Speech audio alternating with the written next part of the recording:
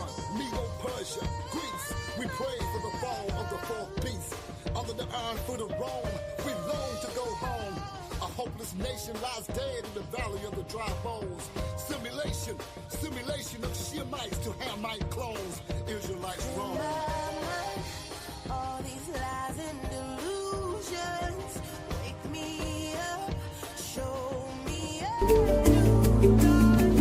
Open your eyes.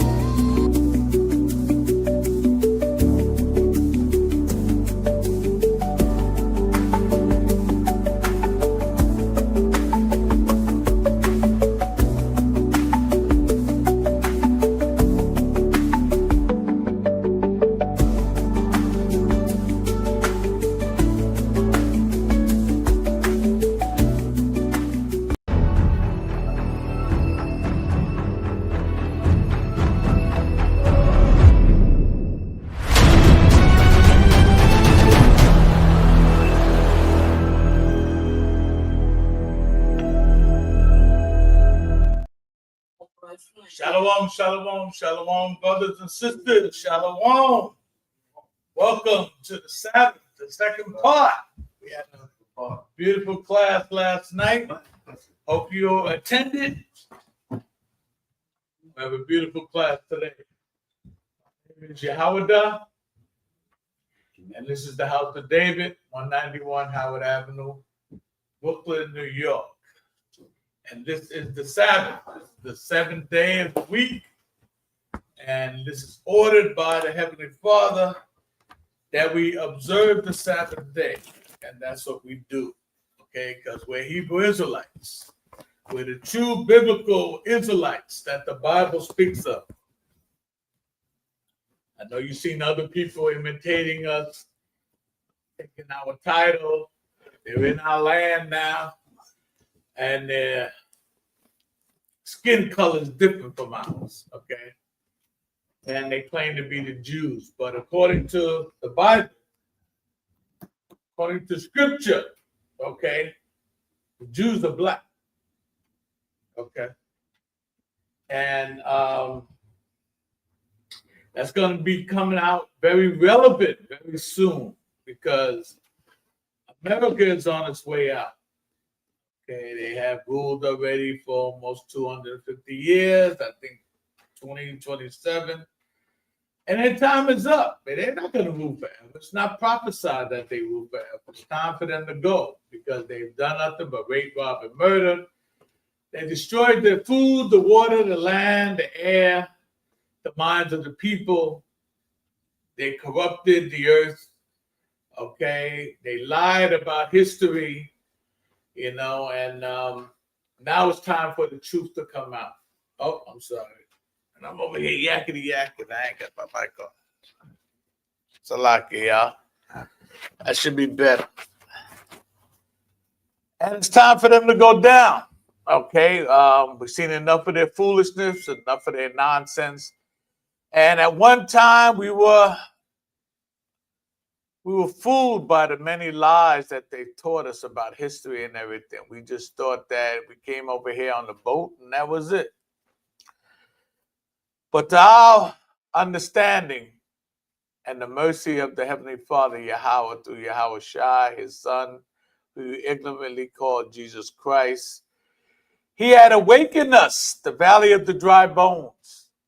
And we have been awakened, and now we know who we are, and we know who they are.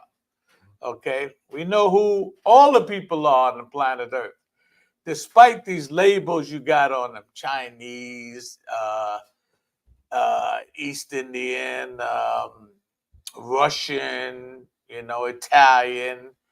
We know who they are according to the Bible, and so we can afford to play this game called life. Okay. It's like a chessboard.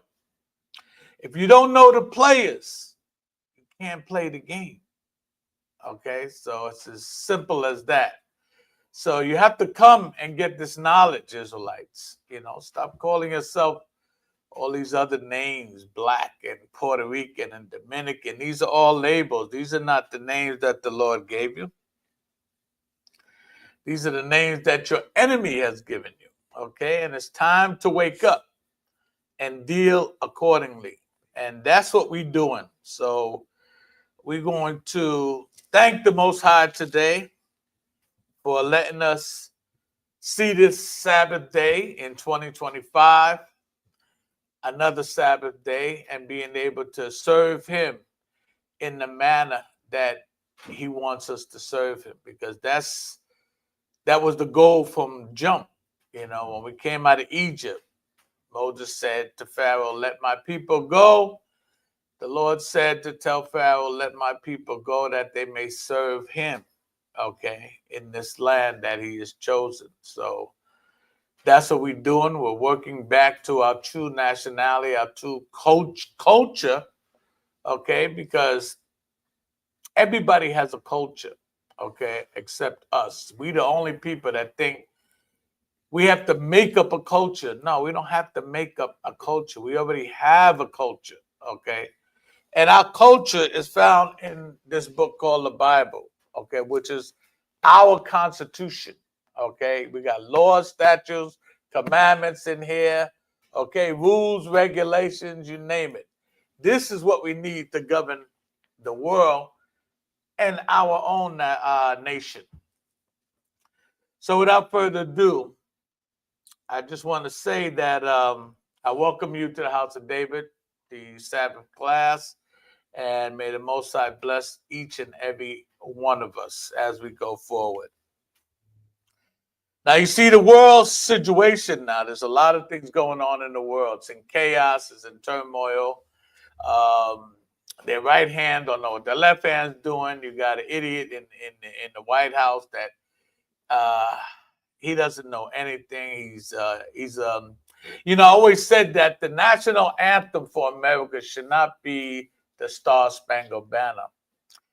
What it should be is the Great Pretender, okay? Because that's all they've done since they came out the Caucasus Mountains of Georgia, Russia. They pretend to be the kings and queens of England. They pretend to be the Hebrew Israelites, okay? They pretend, okay, to be the righteous people of the world.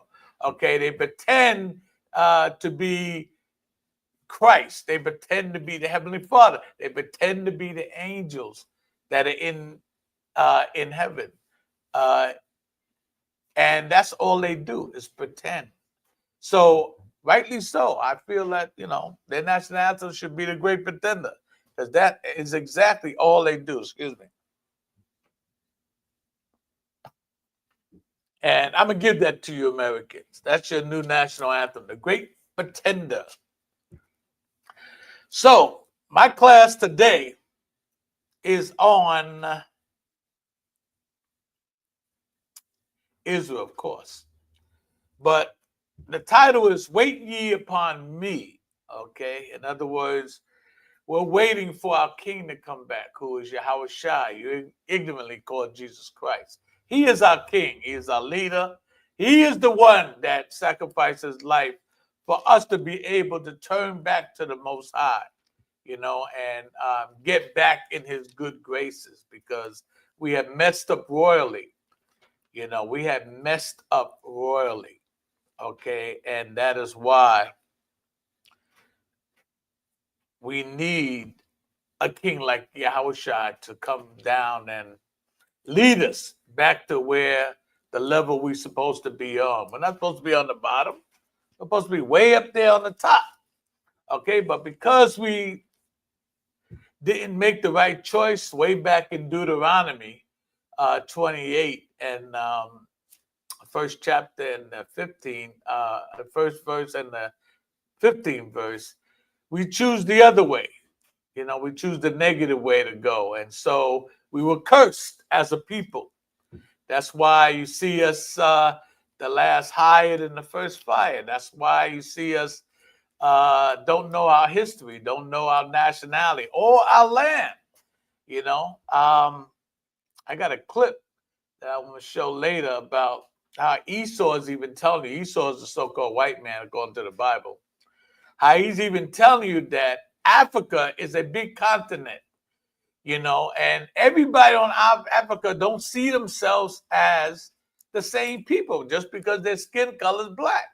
Okay, that was something created by the Europeans in order to label us all at once, as one, okay, in order to conquer us. But all these lies are being brought out, and it's a beautiful thing to see, how now instead of us running, the so-called white man is running. He's running for his life because he knows he has but a short time, okay, before the Most High steps in and puts that light out. So again, my title is Wait Ye Upon Me, and that's what we're doing. Okay, we're observing the high holy days. We're observing the law, statutes, and commandments of the Most High. We're learning how to love each other again, how to respect each other. We're learning how to build our families so that we can build together. And we're learning how to come back as a nation, as a people, and letting that light shine, because we are the greatest people on the planet Earth. And that's not my saying. That's the Lord's saying.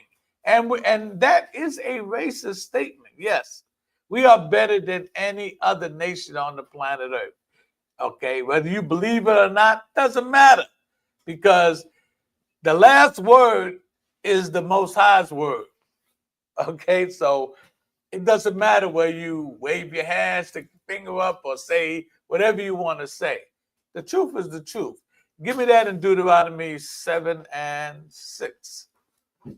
So the Lord could tell them, okay? We bring these scriptures out every week. You see us out in the field, out in the streets. We bring these same scriptures out all the time. And a lot of y'all walk by, you wave your hand, fan your finger and whatever, and you don't want to hear. But that's to your own demise, Israel, okay? Because this truth is for you. Why? Because the kingdom that's coming is ours, okay? And if you want to be a part of it, you're going to have to get your act together and come in here and struggle like the rest of us, man. Christ struggled. He carried his cross, so we have to carry ours, okay? There ain't no free rides here, all right? You're just going to have to come in here and sit your behind down and learn like the rest of us did. Read that, brother. Now, the book of Deuteronomy, chapter 7, verse 6, out of the King James Version of the Bible. Well, thou art a holy people unto the Lord Most High thy power. Right, the Most High said we are holy people, okay, to him. Go ahead. The Lord Most High thy power have chosen thee to be a special people unto himself. And that he chose us to be a special people unto himself. Go ahead. Above all people that are upon the face of the earth. Above everybody else that's upon the face of the earth, man. That is a racist statement, okay? Now, what are you saying? The Lord racist? Yeah, he's racist. That's a racist statement, man. If he claims that, he says that we're better than everybody else, that's putting us above everybody else, okay? So yes, the Most High is racist. He only loves his people. He only sent Christ down for his people, okay? The blessings and the promises and the kingdom is only for his people, all right? Give me that in Romans 9 and 1. I think it is. I believe it is. See, as Hebrew Israelites, as the brother said, brother Vakar, always say that when we speak, okay, we speak from the scriptures because we're Hebrew Israelites. We don't put in our own thoughts, our own ideas, our own sayings, okay? Everything we say, we back up with scripture. So you know that it's not about us. Even Yahushua, he said, I ain't come down here to do my own will. I came down here to do the will of the Father. And that's it, okay? And we're the same way because we're the real Christians. We're Christ-like. We're following Christ. You other people out there that call yourself Christians, you're not following Christ. Christ kept the Sabbath. He kept the high holy days of the Most High, okay? He was only healing his people. He brought the blessings and healing power that he had for his people. His people are who? The Hebrew Israelites. Why? Because Christ was a Jew. Okay, he came from the tribe of Judah. Okay, and the Bible says in Jeremiah 14:2 that the Jews are black. Read. Read the book of Romans chapter 9, verse 1. I say the truth in the Mashiach. Okay, this is Paul saying, okay, I say the truth in Christ. Okay, so you can understand. Go ahead. I lie not, my He said conscience he lies not. Go ahead. also bearing me witness in the Holy Spirit. Yeah, because if he says something ain't wrong, he's got a conscience. It's gonna bother him. All right. And he's in the spirit. When you start speaking this word, the Bible, and you start coming up here and start teaching, or whether you're out there teaching, you're in that spirit. You're locked in that spirit, man, of the Most High, man. And you're afraid, or you definitely don't want to go out of character or out of spirit and start speaking your own thing. And this is what people don't understand about us. Nah, we want you to put the Bible away. We want to hear what you got to say. I ain't got to say nothing. Okay? I ain't got nothing to say to you. Everything that I'm supposed to say is written in the Bible. Read on. Verse 2, that I have great heaviness and continual sorrow in my heart. Great heaviness and continual sorrow in my heart. Okay, go ahead. Verse 3, for I could wish that myself were accused from a Mashiach, from a Mashiach Christ Okay. for my brethren. Okay, he said that he could take on the curses that his people are going to have to face, because before we get out of here, we was going through all this turmoil, and Paul was aware of all that. Okay, and he said that he wished that he could take all that on, but that's not the way the program goes with the Most High. We had to go through this, okay, in order to separate the men from the boys, the ones that are going to listen to the Most High and the ones that are not going to listen to the Most High. Because the ones that are going to listen are going to fight through their challenges and their torments and these different ideologies in the world. And they're going to pave their way through to the Hebrew Israelite school, okay, and get this teaching. The ones that are not, they're going to stay out there in the world, man, and act like, well, let's see, who's going to take over America when the Chinese rule? How are they going to treat us? They waiting to be conquered. We're not waiting to be conquered. We're waiting to conquer. Okay, that's our attitude. Go ahead. Kingsmen according to the flesh. Okay. So he wished that he can take on all of these punishments, all these sorrow that we're going through, according to his kinsmen, meaning his family, his kin, okay, according to the flesh. Go ahead, read. Verse 4, who are Israelites? Okay, who are Israelites? Okay, he's telling you right there who his kinsmen are. Okay, according to the flesh. Okay, this is flesh. It's not spirit. There's no such thing as spiritual Israelites. Okay, they're only fleshly Israelites. Okay, with a spirit inside us that we have to learn to follow in order to come back to the Most High. So he says, who are Israelites? Go ahead. To whom pertaineth the adoption? The word pertain means belong, okay? So what does belong to the Hebrew Israelites? The adoption. What is the adoption? The adoption is Christ coming down and having given us grace to be adopted back as the people of the Most High, because we messed up so bad in our history. We're going to read that later, okay? That the Most High did away with us, man.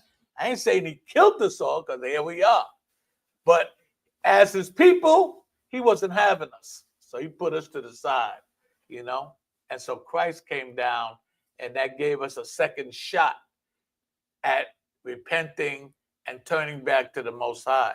That's why it's so prevalent that you come into the school, because time is running out, and get this knowledge, get this understanding, so you be ready when that time comes, when Yahushua comes back. You got your ticket, you got your garment on, and you ready to rock and roll. Or else, you're gonna be one of those that just, hey, there's casualties in war. What can I say? Go ahead.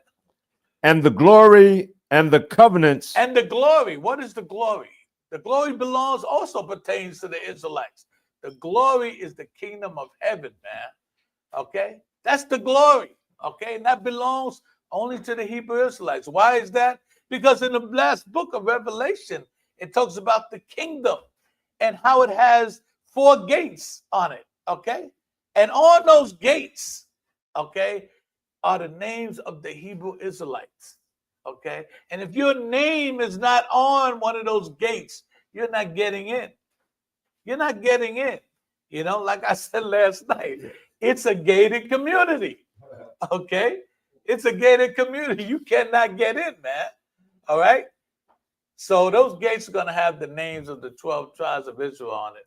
So the glory, the kingdom pertains to us. It belongs to us, the Hebrew Israelites. Go ahead. And the giving of the law. The giving of the law was given by Moses to who? The 12 tribes of the nation of Israel at Mount Sinai.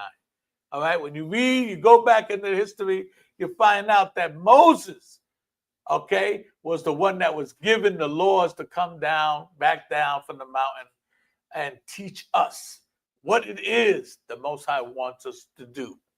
Okay? And he taught us all the laws. He taught us the high holy days.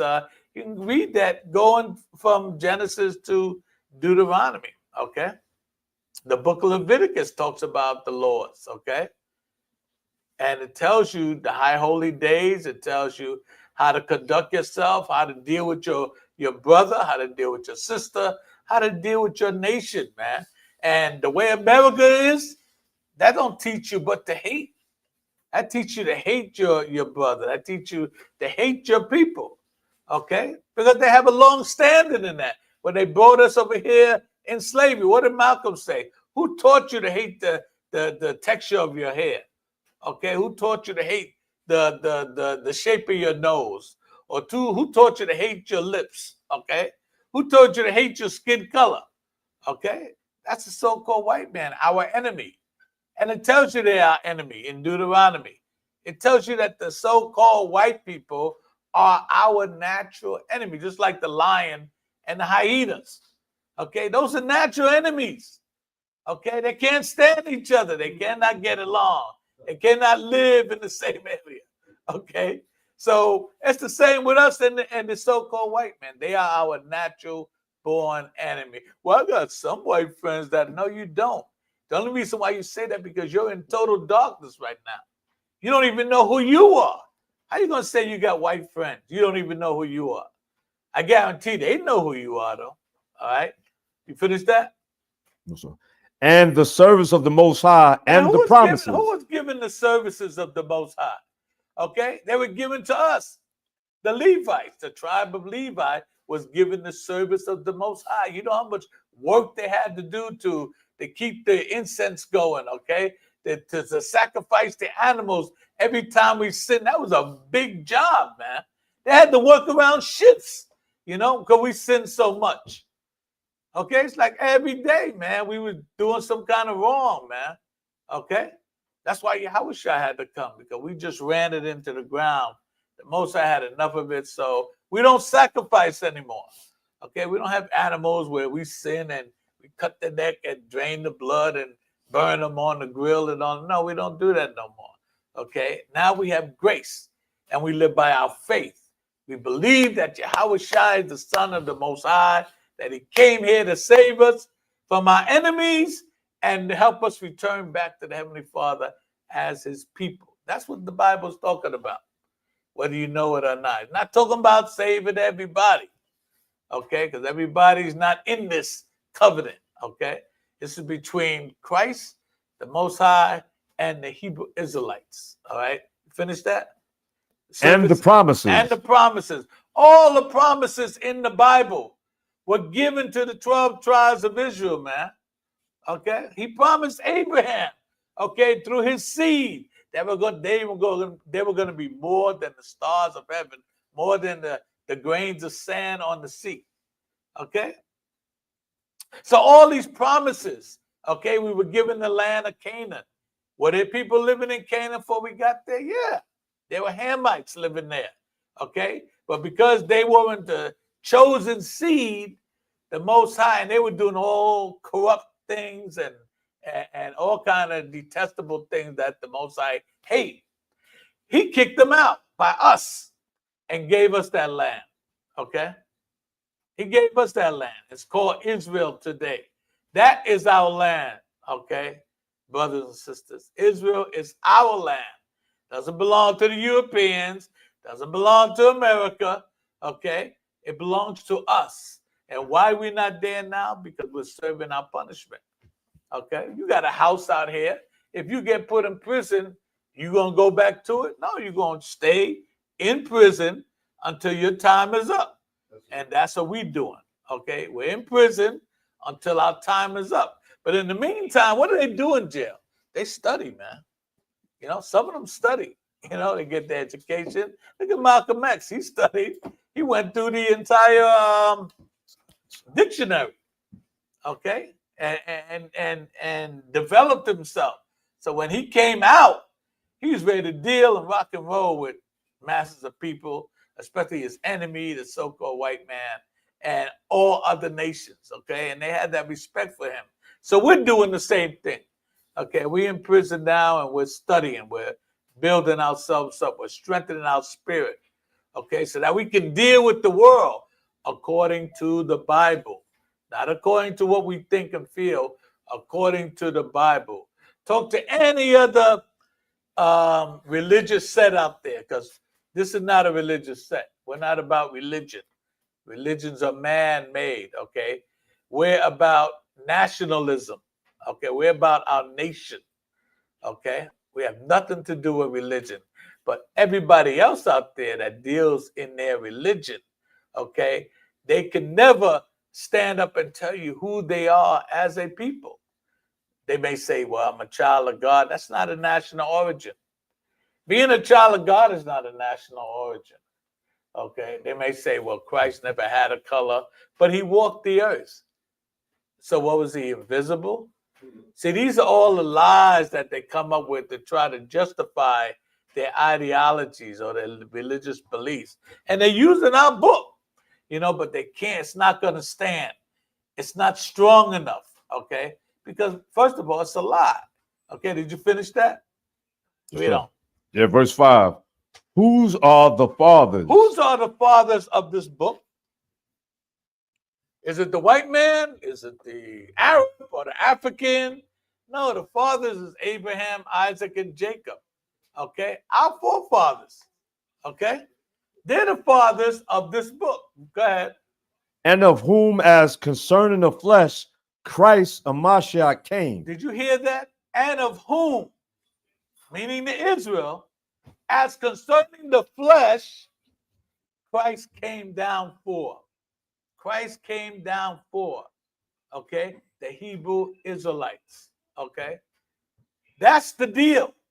Now you're trying to put the white man in there and put the Chinese and the African in there and the East Indian in there and put everybody else in there except yourself.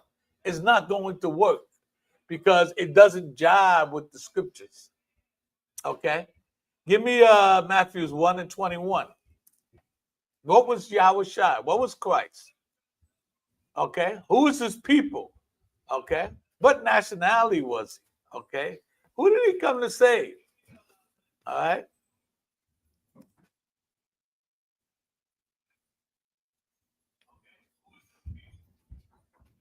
Yeah. That book of Matthew, chapter 1, verse 21. And she shall bring forth a son, and thou shalt call his name Yahushua. Okay? And she shall bring forth the son. Who's the she? The she is Mary. Okay? The wife of Joseph. Okay? Oh, that's you? Okay. Well, you see what I was doing. I hear you. All praises, because I want you to check it anyway. So she shall bring forth a son, and thou shalt call his name Jesus. What does Jesus mean? Jesus means Savior. So he's the anointed Savior. Christ means anointed. It comes from the word christening. Okay? And Jesus means Savior. Okay, so he's Savior anointed. Okay, he came to save his people. Okay, he did not come to save everybody.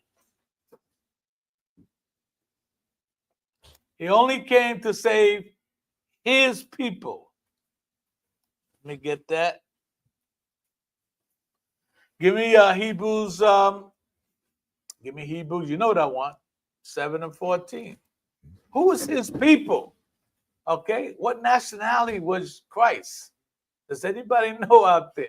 I mean, I know you got a lot of Edomite pictures out there. You claim that, oh yeah, that's Jesus. You'll say that in a minute. Yeah, that's Jesus. That's him. That's what he looked like, without any facts, without any documentation, because we've been like brainwashed into thinking that the white man is everything. Okay, when he's absolutely nothing. And he's learning that the hard way now, because now people are seeing him for who he really is, and they're frowning at him. Wait a minute, is this the man? Just like the scriptures say, is this the man that we were afraid of? Because they're seeing how ignorant America really is. And let me say this: the way America is going down is the same way we went down. Okay, the Most High started taking out our wise men, and we were losing them, and another generation came in that wasn't as wise as the other ones, and they got carried away with the other nations that were around us, and in the several captivities we went in. Now it's America's time. Okay, so they're going down. Read that. Tell me where you at.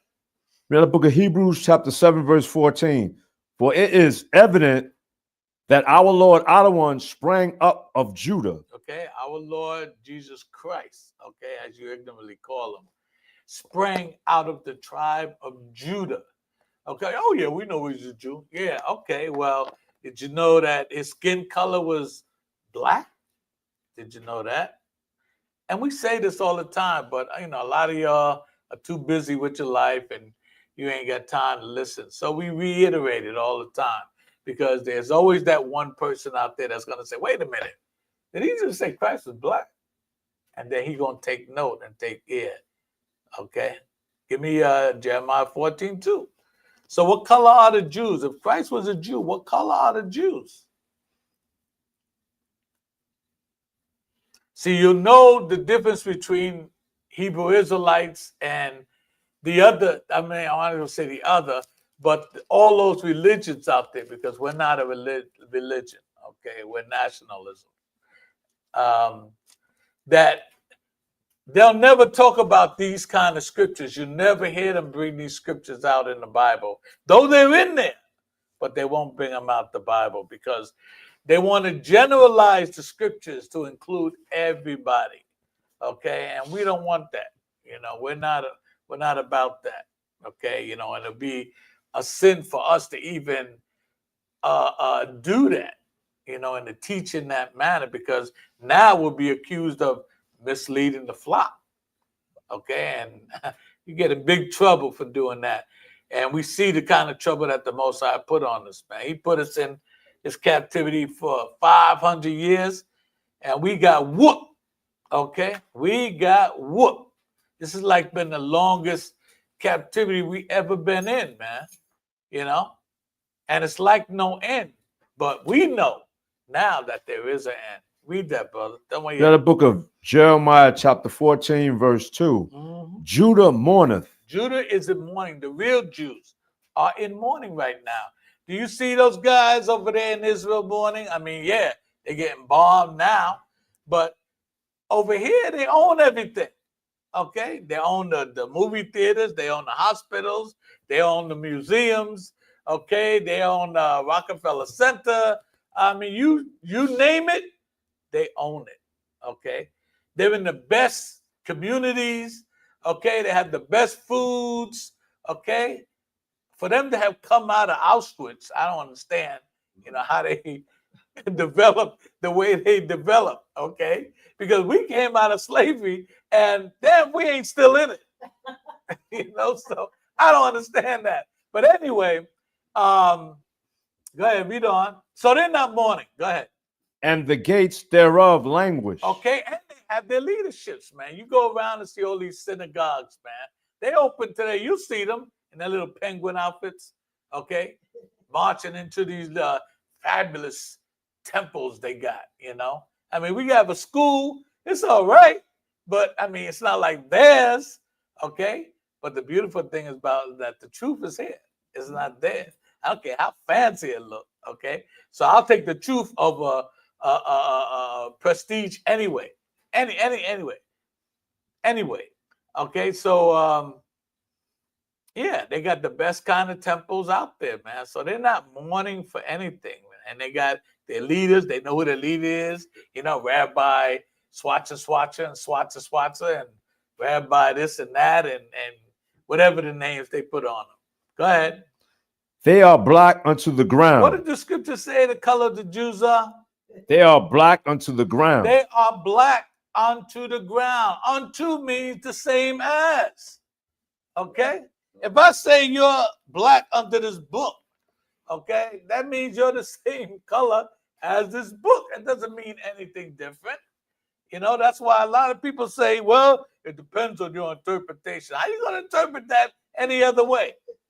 You're black the same way the ground is. Now, when you look at the ground, you say, well, wait a minute. Sand is light, okay? But you dig down in the sand. See how it turns color. See how dark it gets. So we're different shades of brown, okay? That's our skin color. That doesn't match them, okay? That doesn't match the Europeans. They got one color, okay? Red.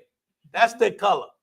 Okay, they don't have no different colors. You know, a lot of y'all say he's olive color. Well, which olive? The black olive or the green olive? It is green or black? Because I don't see no other color kind of olive. Okay. They say he's fair skinned. What does that mean? What does fair skin mean? Is he invisible? I don't understand. Okay, so these are all terms they try to compensate for the lies that they have told in the world.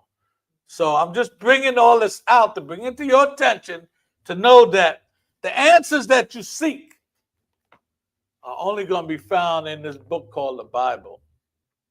And this Bible is our Constitution. Our Constitution. We got laws, statutes, judgments in here to rule our nation and to rule the world. Okay, so if you haven't picked this book up lately, you might want to pick it up again and take a second look, because your answers you're looking for, you're going to find them in here, man. You ain't going to find them nowhere else, all right? So, with that said, let's get on with the class. And the cry of Jerusalem is going up. And the cry of Jerusalem is going up. Yeah, we praying, you know, we fasting, you know, and we learning how to do these things again because we haven't done them before, you know. We're learning how to love each other. You know, how to respect each other, okay? We're not hopping around from man to woman and woman to man. We're not doing that, okay? Because these are all the things that we're fighting against, the corruption of our people in this captivity called America. And don't get me wrong, it's not just America, because we're scattered throughout the world, okay? And we're all going through the same thing, okay? We're like a poverty-stricken nation right now. And why? Because we messed up, okay? But the hope is that Yahushua, through him, we have a second chance, okay? So you don't want to mess up. You don't want to miss that because he will be back soon. Just look at the climate. You can go outside and look, oh, shoot, man, it looks like rain. Look at the development of the world. Look at the condition of the world, how these governments are fighting each other, how they don't know how to make an honest decision, you know, and be collective in that thought process. Okay, that's supposed to tell you Christ will be back soon, very soon. Yeah. Amen to that. Yes, ma'am. All right, so title of the class, Wait Ye Upon Me. Now, there's a lot of anger we have. I heard people say, I'm mad at the Most High because he shouldn't have punished us like this. You know, you hear a lot of things, you know, from our people. And I'm just not going to study. I'm not going to learn about them. Well, hey, that's to your own demise. but he's looking for people that are man and woman enough to admit when they're wrong and humble their spirit again, because hey, he don't need us. He definitely don't need us. What he tell Moses? Step aside, I'm doing away with these niggas. I'll raise these rocks. I'll raise these rocks to worship me. So he don't need us. Okay, we need him. Okay, so we need to be able to stand up like men and women and repent and turn back to the Lord and come in here and take our lumps. Take our lumps, man. So, excuse me. The decline of Judah, how we fell. Okay, what was going on at the time that we fell? Okay, this is during the era of Hezekiah. Let's see now, Hezekiah, Manasseh, Amon, and Josiah. Okay, that's East. That's when we started really getting on the Most High's last nerve. Okay, and he was like saying, hey, I tried with these people, but it doesn't seem like it's working. And he had us, he done away with us, and we were going in and out of all kind of captivities. Like we were going into the Assyrian Empire. We was ruled over them. They went into the Babylonians, and then Persians, and the Medes, and then the Romans. And to this day, we're still in the Roman Empire, whether you know it or not. And we're still in captivity. Okay? So the same way we fell is the same way America is falling today. And it's a beautiful thing to be alive and be knowledgeable to see this and understand this thing. What exactly is going on? Well, a lot of you out there in the dark, you don't know what's going on. You're hoping that, if the Chinese take us over, they might treat us a little better. We don't know. We'll just wait and see. We're not waiting to be conquered anymore, okay? We're waiting to conquer. That's what we're waiting on, okay? So, in the time of Josiah, okay, he was the son of Amon, okay? And Amon was like a wicked king. He's following his father Manasseh. And they had Israel doing all kind of crazy things, man. Like in America, we're worshiping idols, we're fornicating, we're committing adultery. We're not listening to anything the Most High has to tell us. We're being like the other people out there, the other animals that are out there, okay? Because we're higher people. We're better than everybody else. We already read that. So we were just going crazy back then. And the Most High, Josiah came on the scene, right? They had killed King Amon because he was so wicked. They just had enough of Manasseh. And when Amon came on the scene, he started doing the same thing. They just had enough of that. I mean, he was so wicked. Moses, he made a bronze image of a snake because we were wicked, and the Most High sent snakes after us to bite us and kill us, okay, because we were that wicked. So in his mercy, he had Moses make a statue of a snake, and he said, a serpent rather, and he said, those that look up to this, if they got bit, if you looked up to this image, this serpent statue, the poison will not affect you, But as hard-headed as we were, we wouldn't even look up, In fact, we went deeper on that. We started worshiping the damn thing.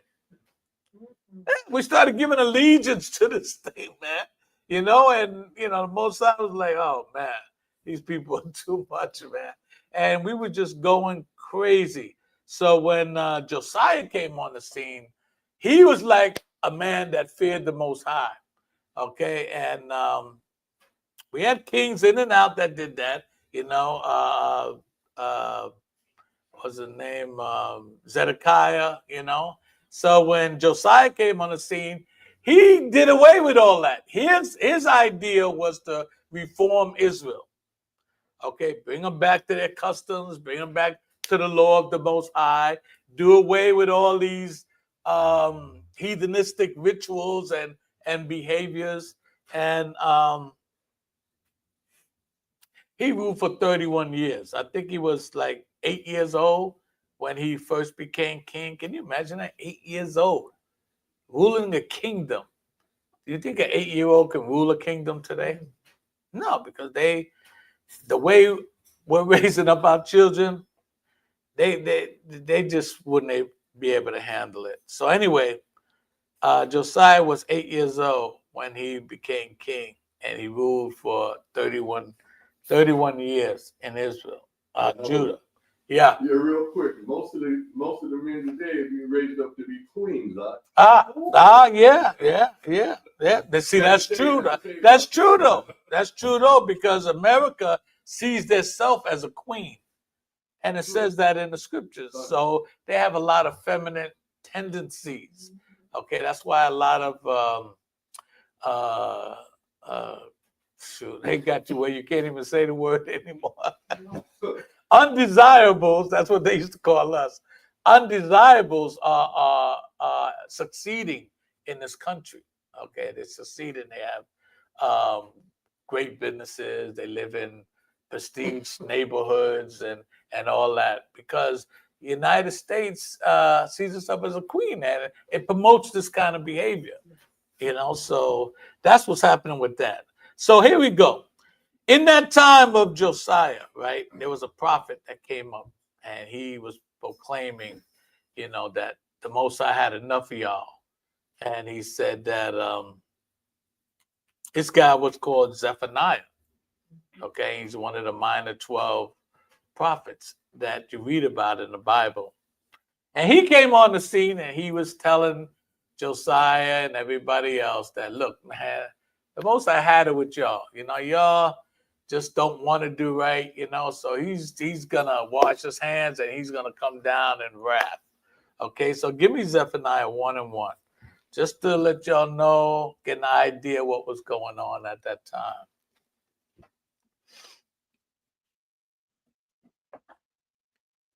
The book of Zephaniah, Mm-hmm. chapter 1, verse 1. The word of the Lord Most High, which came unto Zephaniah, the son of Cushi. Cushai.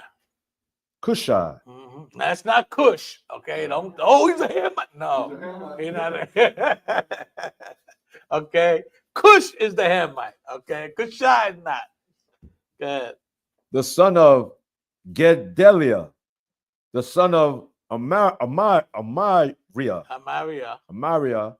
the son of Hezekiah, in the days of Josiah, the son of Ammon, king of Judah. Okay, in Josiah's day. Okay, go to the 7th verse. The book of Zephaniah, chapter 1, verse 7. Hold thy peace at the presence of the Lord Most High power, for the day of the Lord is at hand. Okay, so the Most High say, in other words, shut the hell up. Keep your mouth shut. Okay, because I'm gonna do a work, against y'all and against the entire world, because it's all corrupt. The last time he did that, what happened? We got flooded out, man. We got flooded out. Can somebody turn that AC off? Yeah, it's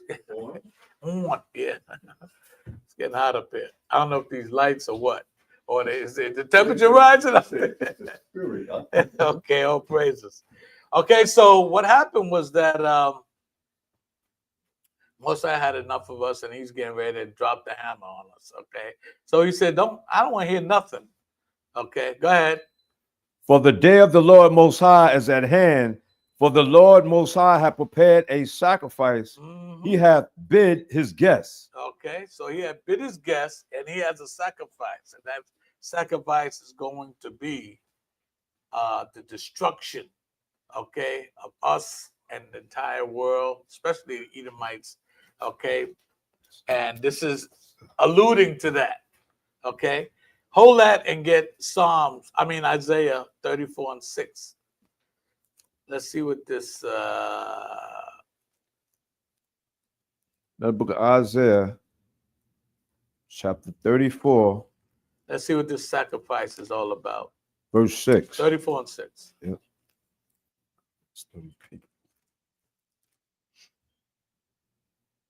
The sword of the Lord Most High is filled with blood. It is made fat with fatness, Mm-hmm. and with the blood of lambs and goats, Mm-hmm. with the fat of the kidneys of rams. Mm-hmm. For the Lord Most High hath a sacrifice with Bozrah. In Bozrah, okay? In Bozrah, it tells you that Christ, who is this that comes from Bozrah, okay? With his garment red, dipped in blood, okay? Go ahead. And a great slaughter in the land of Idumea. Idumea. Who is Idumea in the Bible? Idumea is Edomites, okay? Amalek specifically, but Edomites in general, okay? He's going to do away with all of them, okay? He didn't forget what they did to him. Now, we may have turned him over to the Edomites in Rome, but they're the ones that actually killed him, okay? And he has not forgotten that, all right? Go to verse 8. Verse 8. Isaiah 34, verse 8. For it is the day of the Lord Most High's vengeance, and the year of recompenses for the controversy of Zion. Okay, so it's the day that the Most High is going to have his vengeance. That's why the title is of my class is Wait Ye Upon Him. Because we can't do nothing to this man. I don't care if we got some kind of military skills or look, I was a tank, I was a tanker, what you call them things? Tank, a Jeep, not tank, a tank, right? I was a missile technician. We can't bring that here and go against Esau. Esau is a superpower, and besides that, the only one that can take us out of here is the Most High. Why? Because he's the only one that put us there. Yeah. They're proving that right now with this whole protest with ICE. Mm-hmm. They're showing that you can protest in the street all you want, Mm-hmm. but they're not stand in the military. Exactly. You know, this woman was screaming yesterday. You know how they was dragging her off, and she was saying, "What kind of country is this? What kind of people are you?" Okay, they're starting to see how America really is, you know. And as we go forward, you know, it's gonna be more relevant or prevalent to see them in their natural state. You know, the wool is coming off. Okay, America's not that nice country that everybody thought it was. Remember, their nationality, as far as I'm concerned, is the great pretender. All right. So, yeah. And remember that scripture, Isaiah 43, when it says we're gonna lift up your skirt, Yeah, to your nakedness. Mm-hmm. That's not only bad, and just show, like you said, they taking their clothing off. Right. You see who they really are. Yeah, you see who they really Show are. what they really are. You're gonna see their horns, you're gonna see their tails, you're gonna see everything. You're gonna see how red they really are and why the scripture identifies them as the great Satan. Okay, because that's just who they are. Now go back to Isaiah 34 and 6.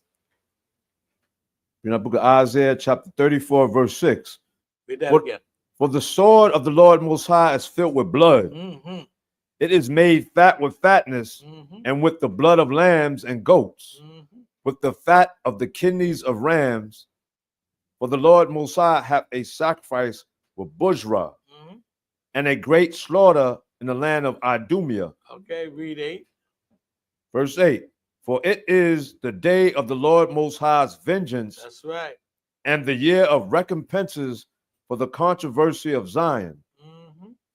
And the streams thereof shall be turned into pitch, and the dust thereof into brimstone. Okay, you finished. And the land thereof shall become burning pitch. Right. Okay, so the Most High is ready to come down. He's ready to lower the boom. He's ready to drop the bomb, man, you know. And he's the only one that's going to be able to take us out of here. Okay, nobody else can take us out of here. We can't do it. You know, Esau ain't going to do it. Okay, and the Most High is the one that put us here. Okay, so he's the gatekeeper. Okay, so we can only get out, you know, under his authority.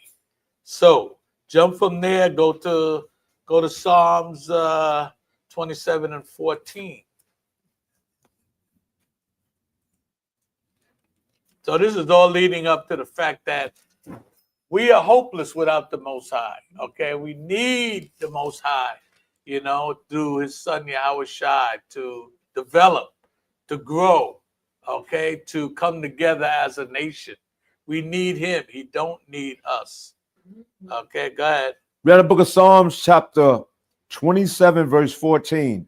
Wait on the Lord Most High. You see, we have to wait on Him, man. A lot of people think that, oh, you guys gonna come together and get some guns and go against the white man. No, that's not the plan. They thought Yahweh was gonna do that when he was on the scene. Oh, can we get some weapons and we're gonna go against the Romans? That's not the way. Okay, they thought about that in Egypt. Oh, we're gonna make some weapons and go against Pharaoh. That's not the way. Okay, the Most High gave Moses what? Gave him a staff and his word. And he brought them out, okay? The Lord of hosts is going to fight for us, man. We ain't even got to worry about it, okay? In other words, the war is already won, okay? We're just waiting for the spoils, okay? You finished that? Be of good courage. Be of good courage. Stay strong, I know we're going through a lot in America, man. I know we catching hell, and there's a lot of things going on, people getting hired, people getting fired, many bills. You may be having problems with your wife or your husband or your children or whatever the situation is. But the Most High tells us to stay strong, man. We almost out of here. Okay? We almost out of here, man. I can see like 30 years ago, man, like when I first came in here, it's like we was like hoping to see this day. We wanted to see some action. When are you going to do something?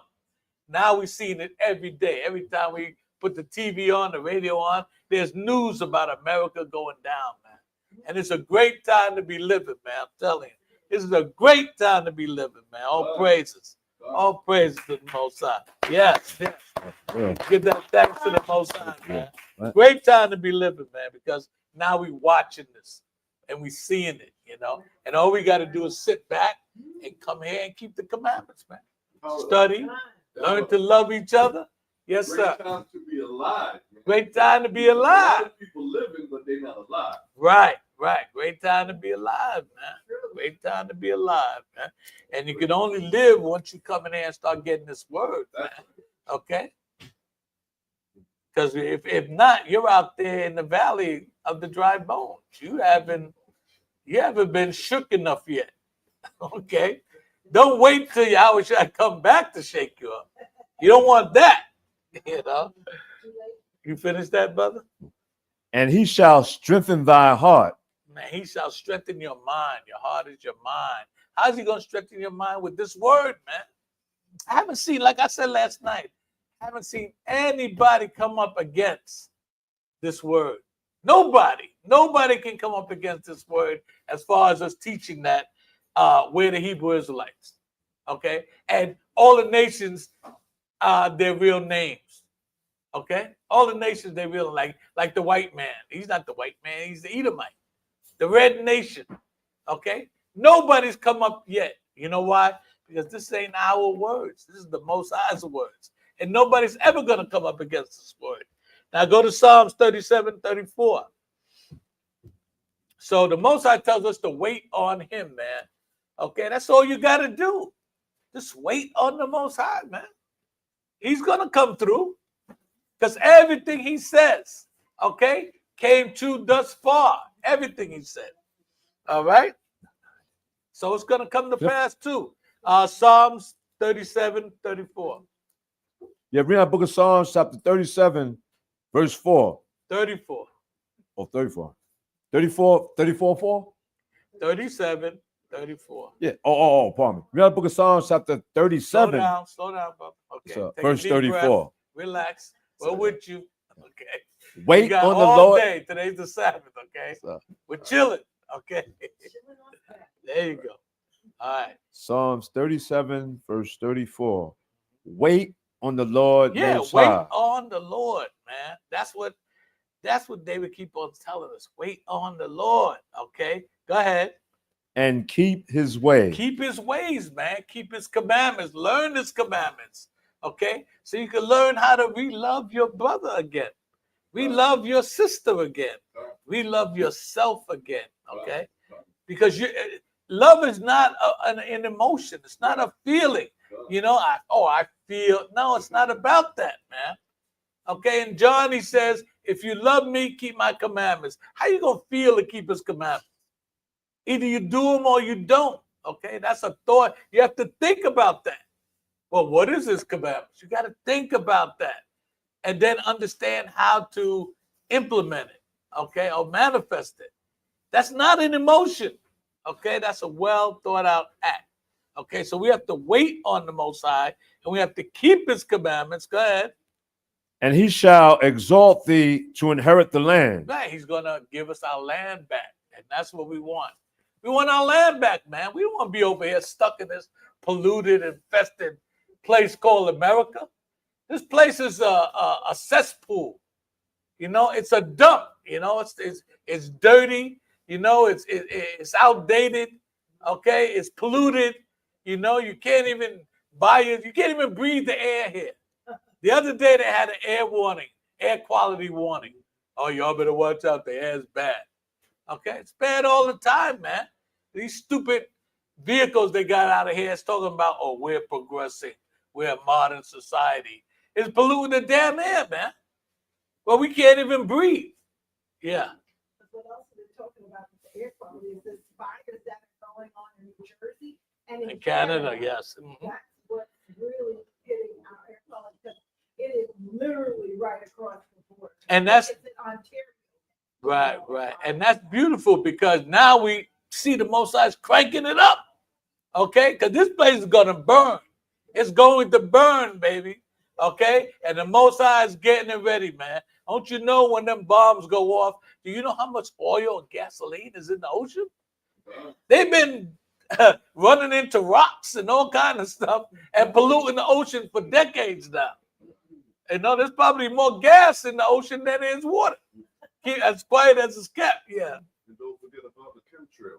Yeah, the chemtrails too. You see it every time these stupid planes go by and whatnot. And you see them two trails from it and whatnot. You looking up and here they come, you know, right on you. And you taking a deep breath, you know. I mean, this place is like, you know, it's done. America is done. And we want our land back because we want to live in wholesomeness and freshness, you know, in righteousness, you know. We want to know what it means to see your brother and not see some nigga, okay, or an enemy, but to see somebody you really love and respect and honor. And the same way with the sisters. You know, we want to see our families back together again. Okay? Can't do that here. Okay? Can't do that here. We need our own land like everybody else. Do you know they changed that in the Constitution?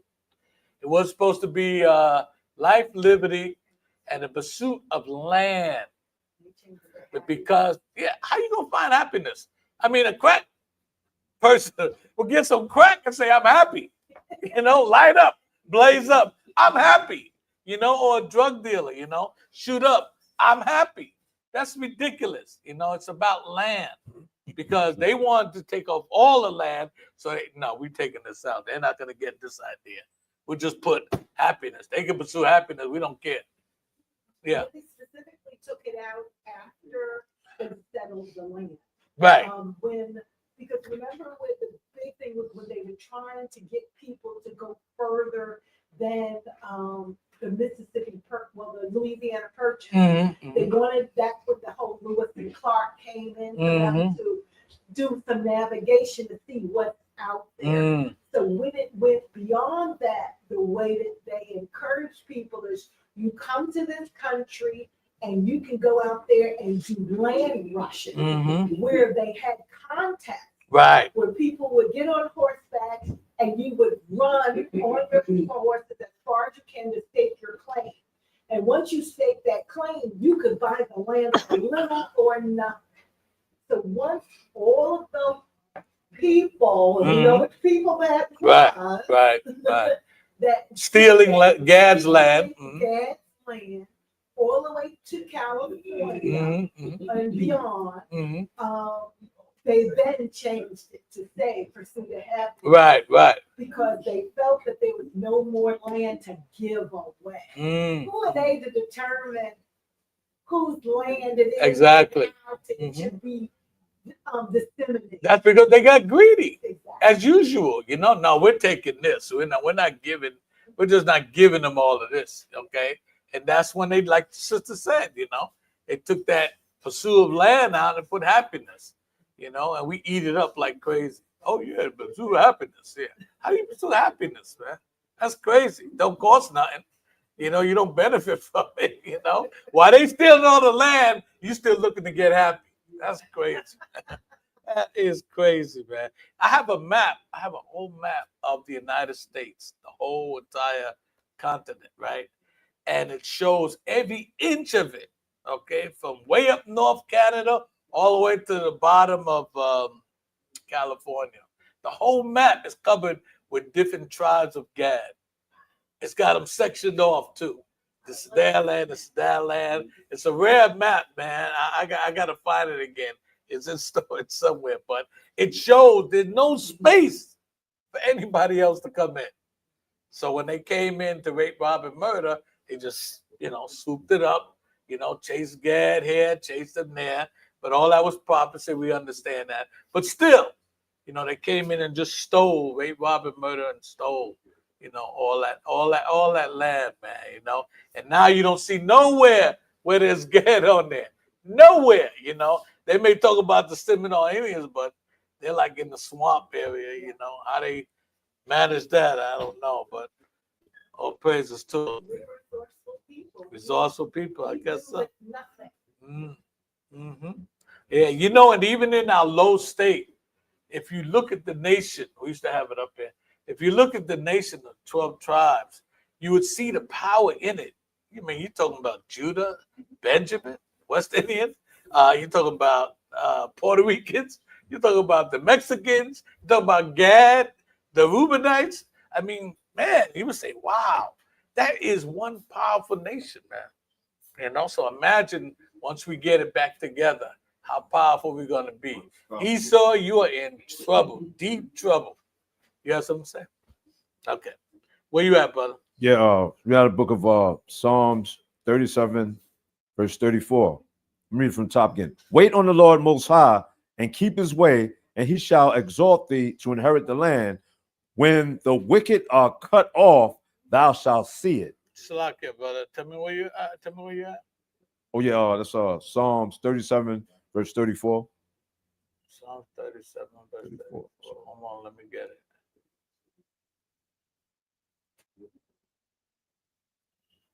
Psalm 37, 34. Okay, what verse? I just finished reading 34. Want to read Okay, 35? read 34 again. Okay. Top of Psalms 37, verse 34. Wait on the Lord Most High and keep his way. Keep his ways, commandments. And he shall exalt thee to inherit the land. Our land again. Go ahead. When the wicked are cut off. When the wicked are cut off. When he takes this man out. When America is done with. Okay, we go back to our land. Go ahead. Thou shalt see it. I have seen the wicked in great power. And they are in great power.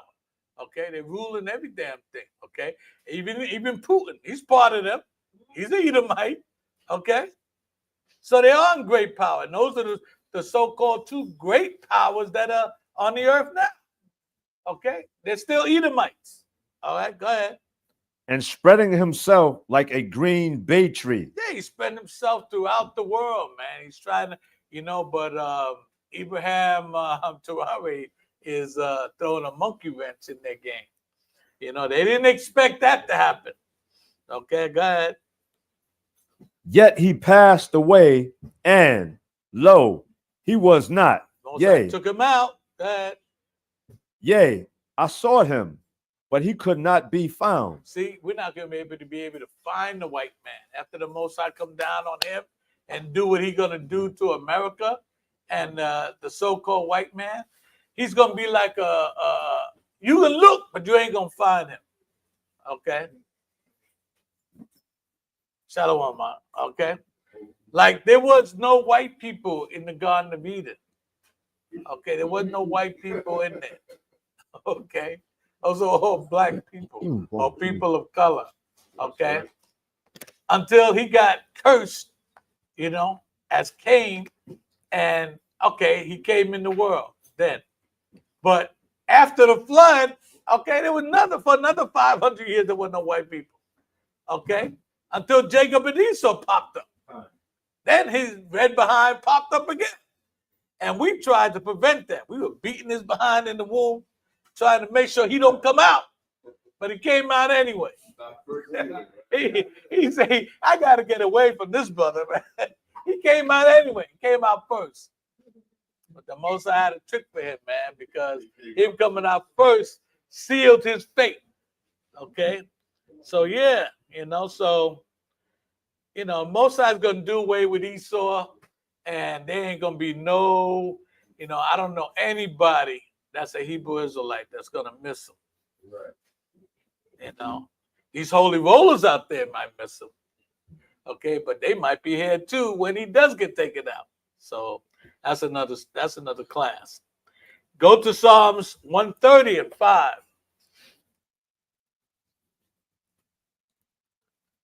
And it'd be great to see the Most High do away with these people, man, because it's sickening, man. It's depressing. It's troubling to our spirit to have to wake up and see this man's face again. Oh, man, not again. See him on the job, see him on TV, the radio. Yeah, brother. Speak up. It's a blessing. Blessing to see how the Most High is in trouble to bring this down. Yeah, I said that earlier, man. This is a great time to be alive, to see this kingdom go down and understand what's going on. Okay, because we have the blueprint here. Okay, y'all call it the Bible. We call it our Constitution. How about that?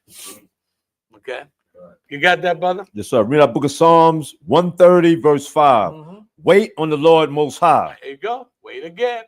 Wait on the Most High, man. Don't get no idiotic ideas that we're going to set up a bunch of people because we had some experience in Vietnam or the Desert Storm, and we're going to come together and put our military ideas in practice and take down the white man. It's not going to happen, okay? Because like I said, the only person that can take us out of here is the Most High because he's the one that put us here. That's right. So nobody's going to take us out of this, man.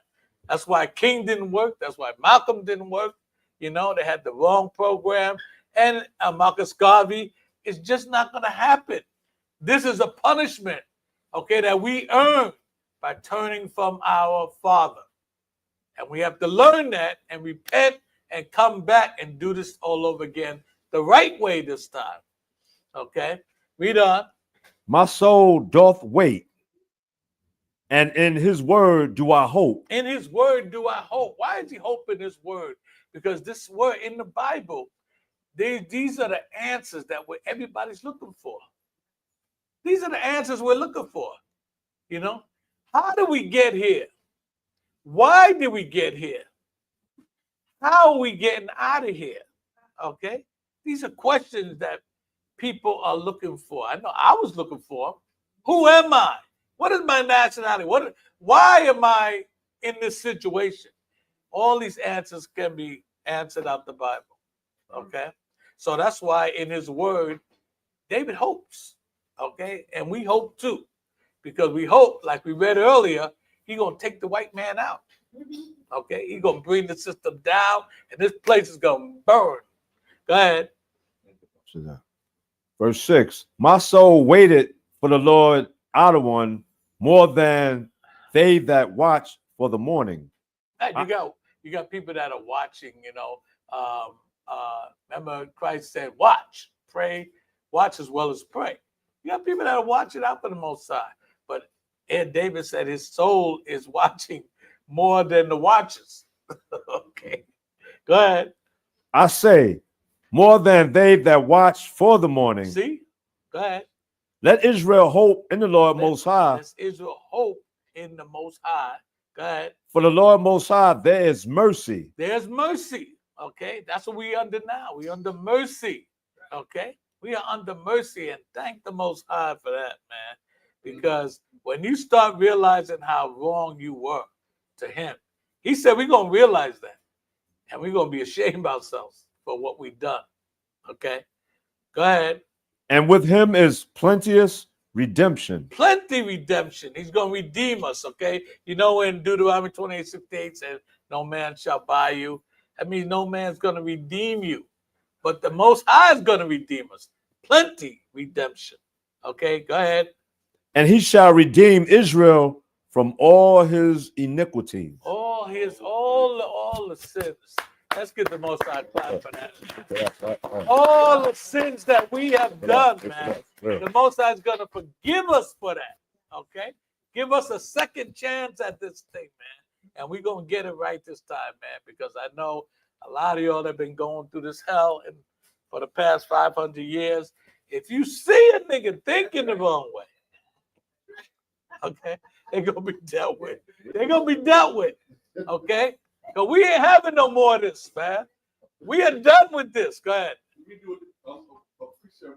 Yes, bring it up, bud. Isaiah chapter 1, verse 18. Mm-hmm.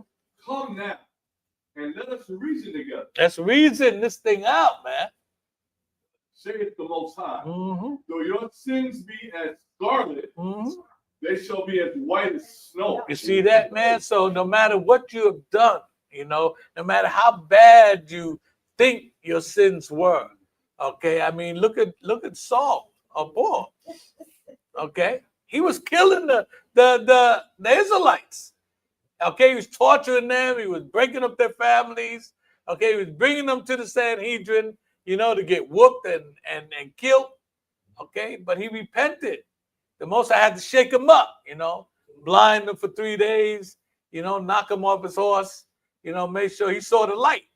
So he saw the light later on, and he became one of the most talked about prophets we have, okay? Because he really saw the light and repented. Yeah. That precept that Elder Ryan had given, could you read verse 19? Because I think that is like the book of what you all again. Now, Behaven, you read that? Yeah, okay, I was going to inquire too. Let me finish. Yeah, go ahead. Though they be red like crimson, That's right. they shall be as wool. Mm. If ye be willing and obedient, Mm-hmm. ye shall eat the good of the land. See, this is the theme throughout the Bible. That was coming. This is the theme throughout the scriptures, man. Adam and Eve, he told them, okay, just be obedient, man. Listen to what I say, okay? This is the theme throughout the Bible. Listen and be obedient, okay? He wants us to be obedient. And that's what any father wants, any mother wants. You want your child to obey you.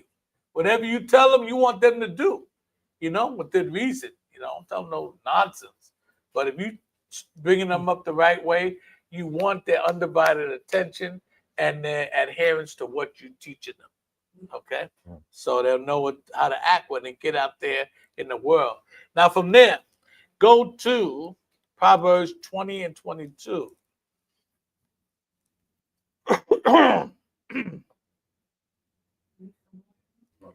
Proverbs, not the book of Proverbs. Oh, no. I guess.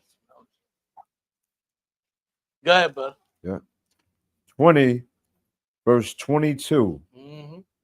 Say not thou, I will recompense evil, but wait on the Lord Most High, and he shall save thee. Mm-hmm. Like I said, you're not going to get no coalition and go against the Most High and take it. I mean, Esau and take him down. That's not going to happen, man. Well, Esau taught me well. You know, he taught me how to do this. He taught me how to do that. When I was in the army with him, it's not going to work, man. It's not going to work, okay? The Most High is the one. We wait on him, and he's the one that's going to save us, okay? We have to put our faith in him. And how do we do that? Studying his word and keeping his commandments, okay? Learning how to deal with each other first. This is the beginning of our nation, what we're doing now. Okay, we're learning how to come back with each other and enjoy each other's space, each other's company, you know, each other's brotherhood, sisterhood. This is what we're learning now, okay? Because that's an attribute of the Most High. The Christians say it, so-called Christians, holy rollers say it all the time. God is love. God is love. God is love. Yeah, he is love. But you gotta be able to love to understand the kind of love that the Most High is about. Okay, yeah. Yeah. And not everything goes. Right. Not everything goes, man. As we saw for 500 years. Not everything goes. You know, you're not gonna do what you want and then expect the Most High to just, well, they're just little kids. They don't know no better now. He don't play like that. Okay. He don't play like that. What James Brown said, Papa don't take no mess. Papa don't take no mess. Okay. Go to Zephaniah 1 and 18.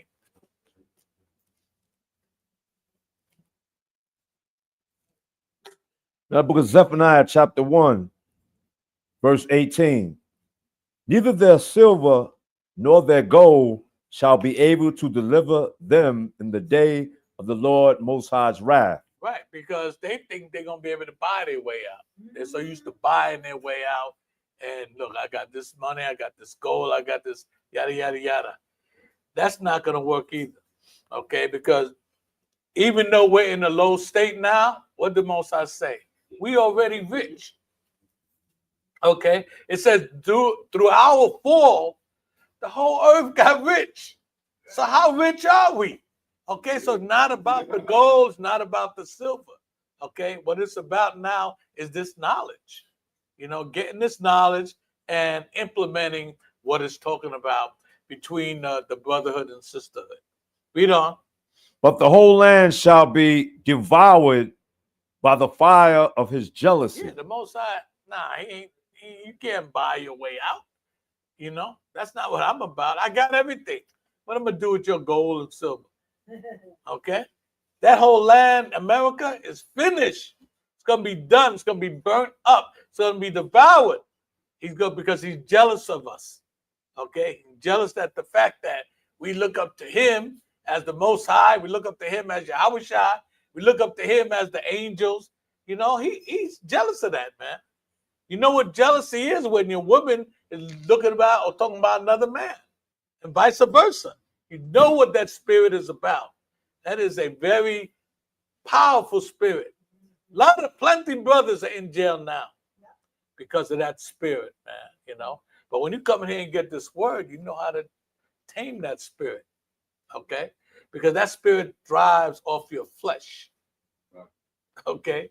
But when you're dealing with that spirit in the spirit of the Most High, you put it in check. You don't let it command you or get you all riled up like that. Okay? In other words, you're thinking before you act. You know, usually we act and then we think. You know, while we're behind bars. Man, I shouldn't have done that, man. You know, and for whatever years. You have something to say? Yeah, I was going to say you right on point. After you do something wrong, even if it's brought up right, you do something wrong, then it comes to oh. Right. Yeah, because we act before we think. It's just by the witch fight. Yeah, and you say that we're jealous. The only one who should be able to I would say react or to do anything in the throes of jealousy is the Most High. Mhm. We would want him to be that one Mhm. because the way that he handles jealousy Mhm. is for us, not Mhm. against us. Right. The same way he's always been jealous for our Exactly. jealous for our devotion to him, Mhm. our commitment to him. Right. And that's why he has continued. That's why we're in the state we're in. because Exactly. We did not appreciate. Hmm. Yeah, we didn't. We didn't appreciate anything that he did for us. We Mhm. were too busy trying to Be like the other nations. rationalize and justify. Right. Mhm. There you go. Rationalize and justify. I like that. Now, how Yeah. hindsight is 20/20, baby. We get caught up. Oh, shouldn't have did that. Yeah. Exactly. And we do that a lot, man. Damn, I knew I should have done that. Yeah. Oh, I thought I should have went this way, you know. But we have to change that because what this truth does really is calm our spirits down. it calms down the noise because there's a lot of noise. Okay, you may say, "What noise? I hear nothing." No, there's a lot of noise, like distractions, different ideologies, philosophies, the polluting of the air. All that is noise. Okay, so it calms that down so we can think. Okay, so we get a chance to really get our spirit and our body back together again. So there's a lot of noise, man. Trust me, there's a lot of noise. Read on, brother. For he shall make even a speedy riddance of all them that dwell in the land. Right. So he's gonna, man. We're gonna read how fast he's gonna get rid of the Edomites. Okay. We're gonna read how fast America is gonna be done away with. Okay. We getting there. Just hold tight. Hold tight. Go to Proverbs 11:4.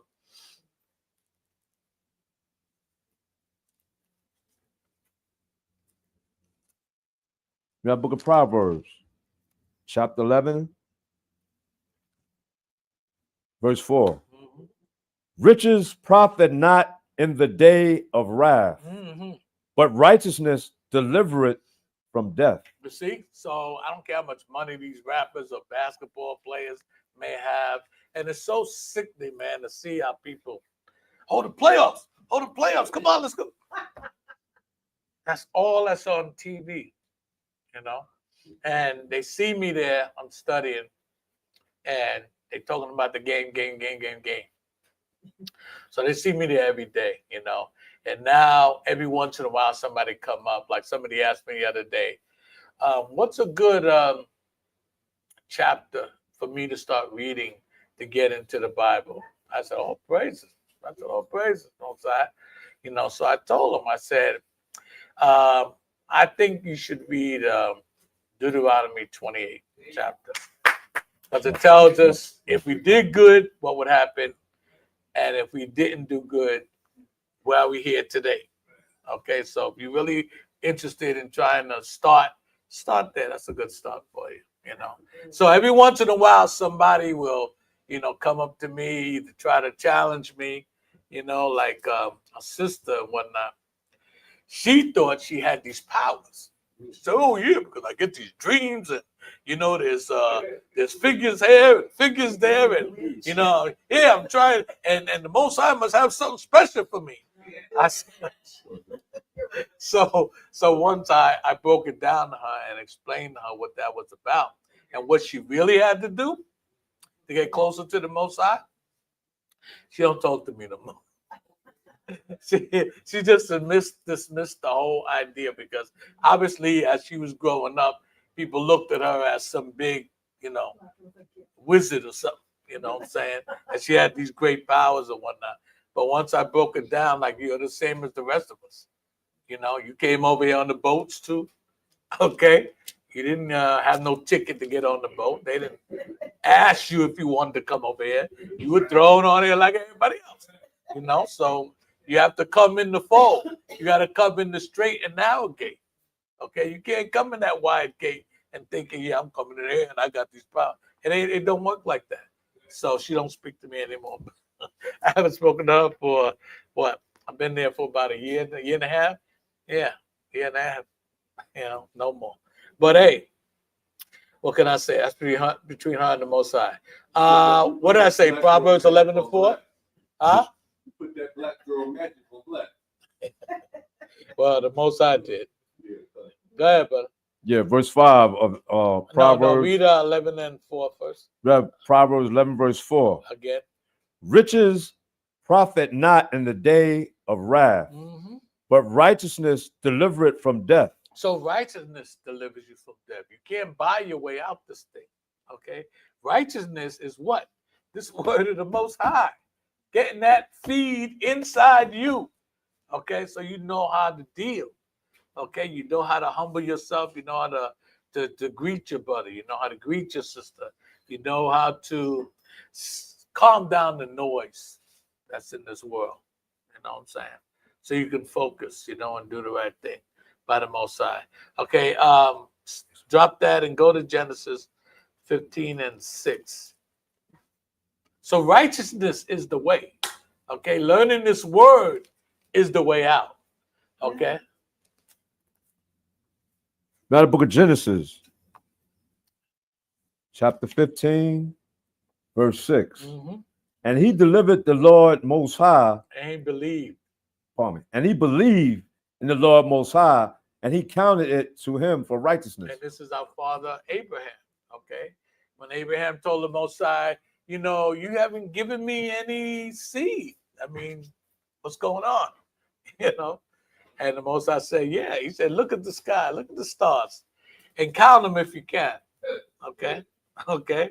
He said, wow, well, I can't count them, but I hear you, you know.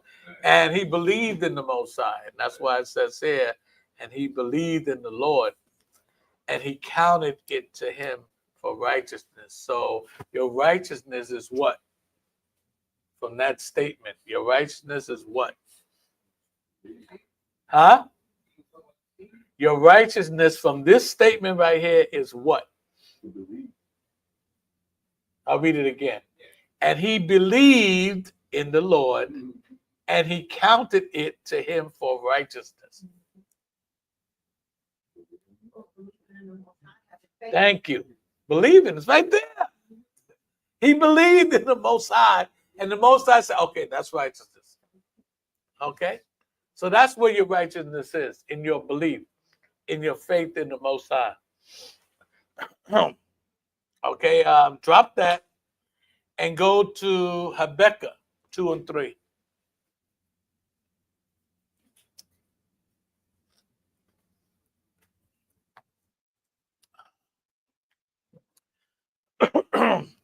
Now the book of Habakkuk, chapter 2, verse 3. For the vision is yet for an appointed time, but at the end it shall speak and not lie. Though it tarry, wait for it. Wait for it. Okay, this is what the Most High told Habakkuk. He told him about the destruction that's coming. Okay, not the one about the flood, but the one that's coming now. He said it's for an appointed time, and that time is now. Okay, so everything you see now, this is what Habakkuk knew. Okay, and this is what he had to wait on, and we have to wait on it too. He said, though you think it's taking a long time, wait on it, because it's not going to tarry. As you can see, time is moving, man. We almost finished with, what is this, June? Man, we're getting heading into July, man. This year's half over already. Man. You know, the Most High is definitely speeding up time, man. You know, and we ain't got time is not our friend right now. We have so much to catch up on, you know, and that we have to try to make every minute count. Yeah, but Yeah, and that ark, the ark now is the boat. I mean, the ark is this word now. Right. The ark is this word. You got to get your ticket. You got to get your garment, okay? Because what did Christ say? Hey, how you got in there without no garment on? You know, I don't know. I just wanted to play some basketball. Out. Get rid of him. Kicked him out.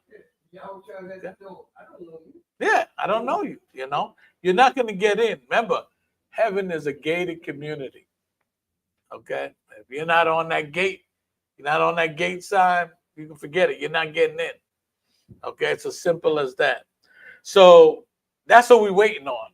Okay, this vengeance of the Lord to happen and get rid of our arch enemy, the so-called white man. All right.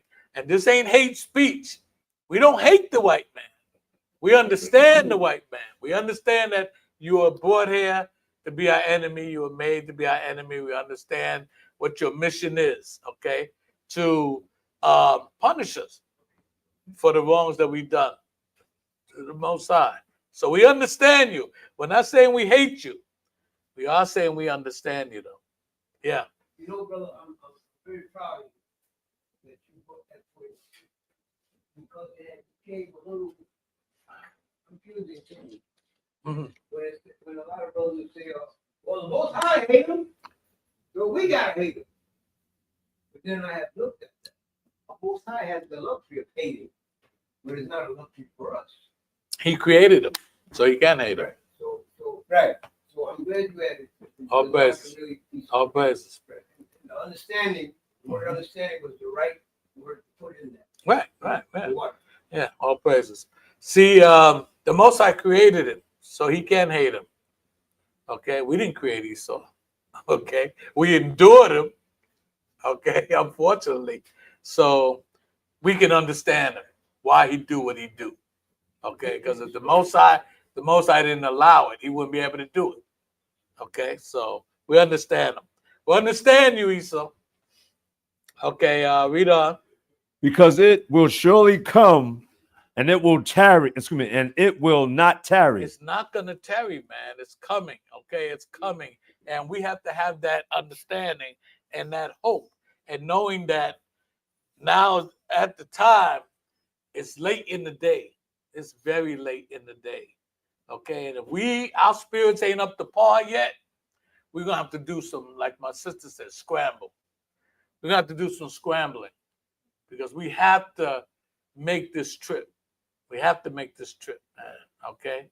We have to make this trip. We've been here too long, okay? And we know too much not to make it. So we have to find a way to get within ourselves and bring this thing out once and for all, okay? Because time is of the essence. Read on. Verse 4, Habakkuk 2, verse 4. Behold, his soul which is lifted up is not upright in him.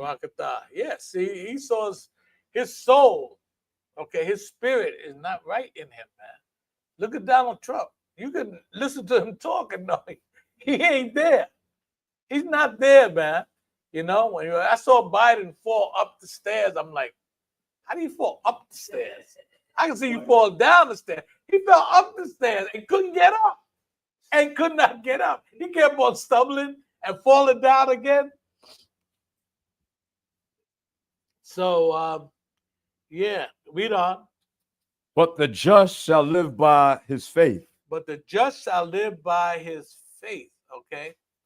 So, yeah, his soul is lifted up, is not right in him. But the just shall live by his faith. And that faith is what to us? Believe. I'm going to keep on throwing it out there till y'all get it. Believe. That faith is what to us? Our faith is what to us? According to the Most High. Salvation. Salvation. We read it. We read it earlier. He believed in the Lord, and the Lord is called him righteousness. Righteousness. Our faith is our righteousness. When you talk about being righteous, it's your faith. The Most High counted it as righteousness, okay? So our faith, okay, our belief is our righteousness, okay? Remember that, okay? It's very important, okay? But the just shall live by faith, okay? And that's how we live it, because we're waiting for this thing to happen. And in the meantime, we're studying and we're praying and we're fasting and we're keeping the brother and sisterhood together and we're building. We're building. That's most important. We're building. All right. Go ahead. Number 5. Verse 5. Yea, also, because he transgresseth by wine.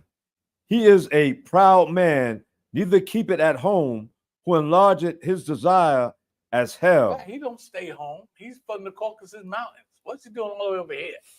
You know, he's over here. He's in Africa. You know, he's in Puerto Rico. He's in Mexico. He's in Canada. He's all over the damn place. Okay? He don't keep at home. Okay? Because his spirit is not right in him. Okay? He enlarges his habitat. He enlarges his desire as hell. He wants everybody to be corrupt. Okay? He goes in these countries and he tells the women in Arabia, y'all ain't got to cover your face. You ain't got to wear no dress. You can wear pants. You know, hot pants at that. And they get in trouble because they come back from America and say, well, you know, America does it, you know, but then people don't want to hear that. You know, we're another country, you know. So he expands his desire as hell. Read on. And it is as death, and cannot be satisfied, but gathereth unto him all nations, and heapeth unto him And all people. and it says, and is as death. Okay, so following Esau is only going to lead to your death. Okay, because what he promotes is contrary to the Bible. Everything he promotes. Okay, so it's sin, yes, and once sin gets its full, it eventually leads to death. Okay, so and cannot be satisfied. Esau can't be satisfied. He can't be satisfied, man. He'll take like an apple from the tree, okay, and now he's got to make apple juice, or he got to make apple butter, or he got to make apple whatever, apple spread, whatever. He's not satisfied with a thing in its natural state. He's always got to do something there, do something else to it, okay? And now he's gotten all these preserves on it and in it that are killing us also. We can't even get a decent fruit without pesticides, insecticides, and any other kind of sides. Damn shame. So he's not satisfied. Okay, go ahead, read. Verse 6, it says, shall not all these take up a parable against him? Excuse me. Cannot be satisfied, but gathereth unto him all nations, and heap it unto him all people. Okay, so he gathers all nations. Look at America. Nothing but different nations. They call it a melting pot. Okay, but the Most High said he gathered all nations under him. Okay, if you're going to be an American, you got to do this, you got to do that, And heap it unto himself all people. Okay. Yeah, if there's a God, he looks like me. Christ looks like me. See, that's his picture there. See, Mary, she looks like that. She looks like me too. Okay, she don't look like none of y'all. Okay, she look like me. So this is what he promotes. When he gathers everybody. Excuse me. You gotta go. He gotta go, man. He's the corrupt man. Read 6. Verse 6. Our back of 2, verse 6. Shall not all these take up a parable against him? Yeah, eventually, and they're doing that now. You see the riots that are going on in California and Texas and in Canada and throughout the world now. The lady was screaming the other day, what kind of country is this? What kind of Americans are you? Because ICE was pulling her away from the vehicles because they wanted to take some people away, and they were protesting that. You don't know if these people are legal or not. You're just grabbing them, and that's what ICE is doing. They're just grabbing people. I haven't seen too many blacks, if any, in ICE yet. They're coming. So they might as well just go and wear the hoods and call it a day, because that's exactly what they are. They're nothing but Klan people.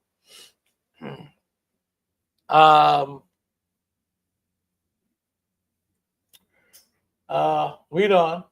And a taunting proverb against him, and say, woe to him that increaseth that which is not his. Right. How long? Okay, so America is not his. Okay, he stole this from the North American Indian, our brother Gad. Okay, we're not his. He stole us too. Okay, most of the lands that he's on, if it's not the Caucasus Mountains of Georgia, Russia, he stole it. It's not his. Okay, he should go back there, to them rocks and mountains and stuff and be satisfied with his land. No, he's got to take over everybody else's land. Yeah. You know what's crazy?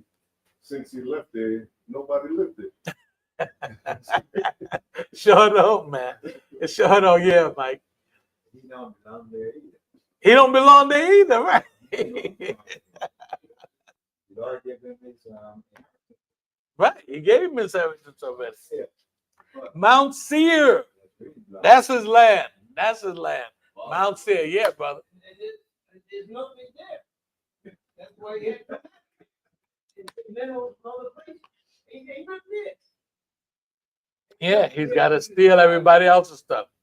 But that brother Torre, man, he's putting it to him, man. He's telling him, yo, we done woke up to the game.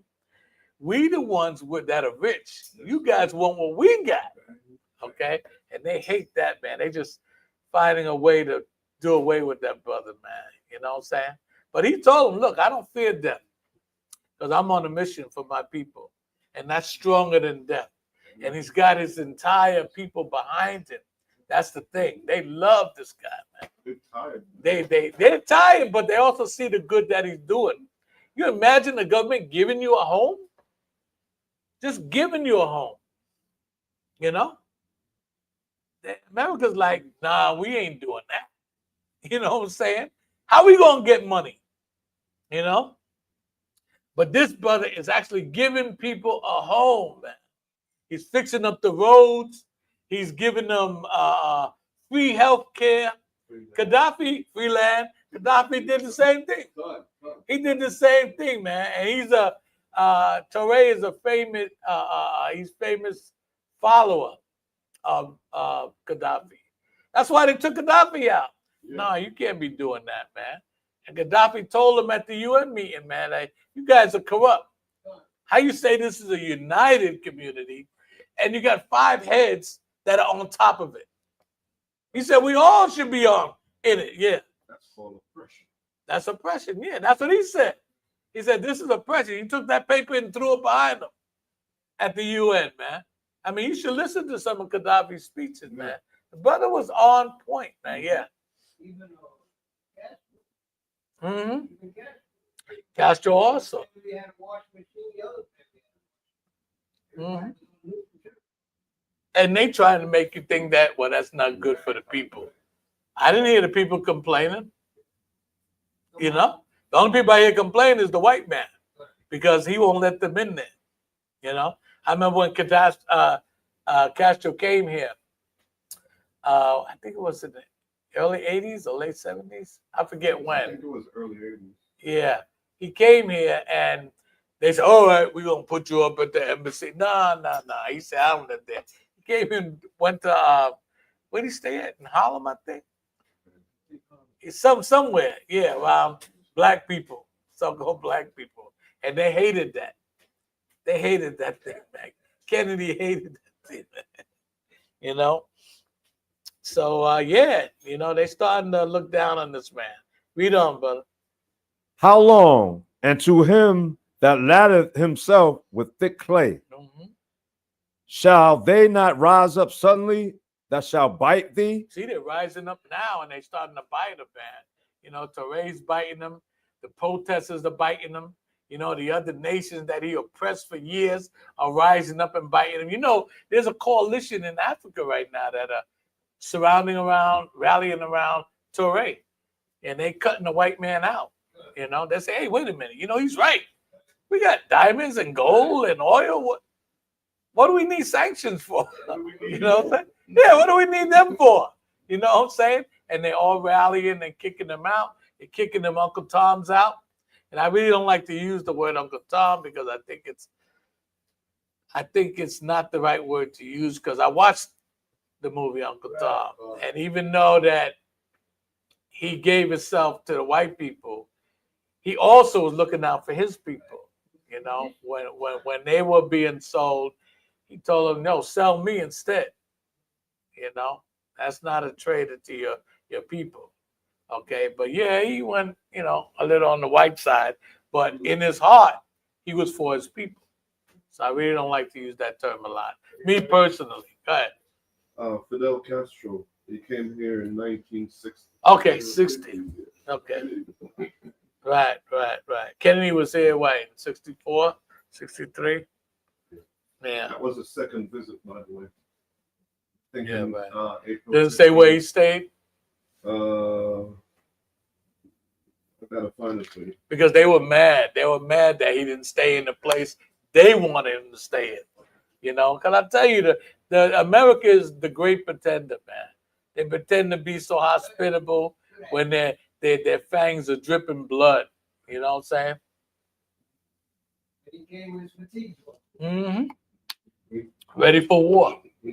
He said, if anything happened to me over here, Look out. Yeah, Mike. Even when the two leaders came, you see all the dead there. Hotel Teresa in Harlem. Oh, the Teresa? Yeah, that's the 125th, Yeah. 124th. Right in the heart of Harlem. And while he was there, Woo. he met with journalists and he met with Malcolm X. You see? Yeah.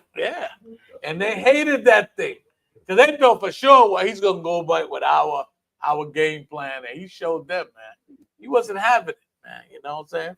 I thought that was a great thing for him to do, too. Go ahead, brother. We don't.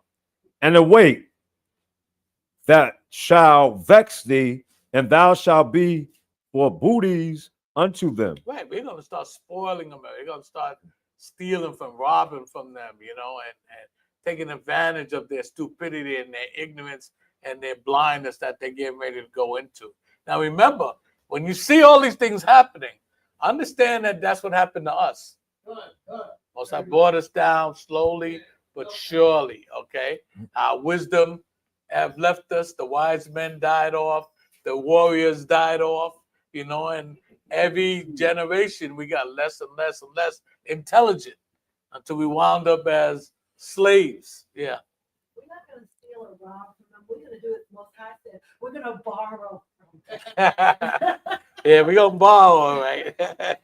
Yeah, we're going to borrow. It'll be like, can I borrow this? And then look at him. I dare you to say something. We don't, brother. Verse 8. Because thou hast spoiled many nations. Yes, they have. They have spoiled many nations, man. You know, Africans realize that. Man, why are we poor and they're rich? And they don't even live here. You know what I'm saying? Most High woke them up, man. That's the Most High doing that. That's right. Go ahead. All the remnant of the people shall spoil thee because of men's blood, and for the violence of the land, of the city, and of all that dwell therein. Right, because they cause violence, they cause havoc, they turn brother against brother, sister against sister, family against families, nations against nations. They do all this, man. I mean, this movie, Shaka Zulu, they wanted to go in and they wanted to take over the land in the movie. And Shaka was too wise. They couldn't get around him like that, you know. They couldn't try their usual tactics and sneak in the land and take stuff out. So they said, look, if we can't get them this way, we'll get them the other way, the old-fashioned way. And that's to bombard them with a whole lot of mumble jumble. And that's what they did. That's how they got in. You know, they did that job talk, you know, where he couldn't really understand what was going on because he wanted to maintain some kind of intelligence. But the way they came at him made him look really, you know, like he didn't know what was going on. And they complicated, you know, they confused him, you know, and that's how they were able to get into the country, you know. You see that movie, Shaka Zulu? Yeah, I like the music. Read on, brother. Verse 9. Woe to him that coveted, woe to him that coveted and evil covetousness to his house. Right, because he wants what everybody else has. Okay? He wants to covet everything everybody else has. Covetousness. Yeah, oh, he got that. I want that. Okay? I'm going to take that. Okay? That's how he think.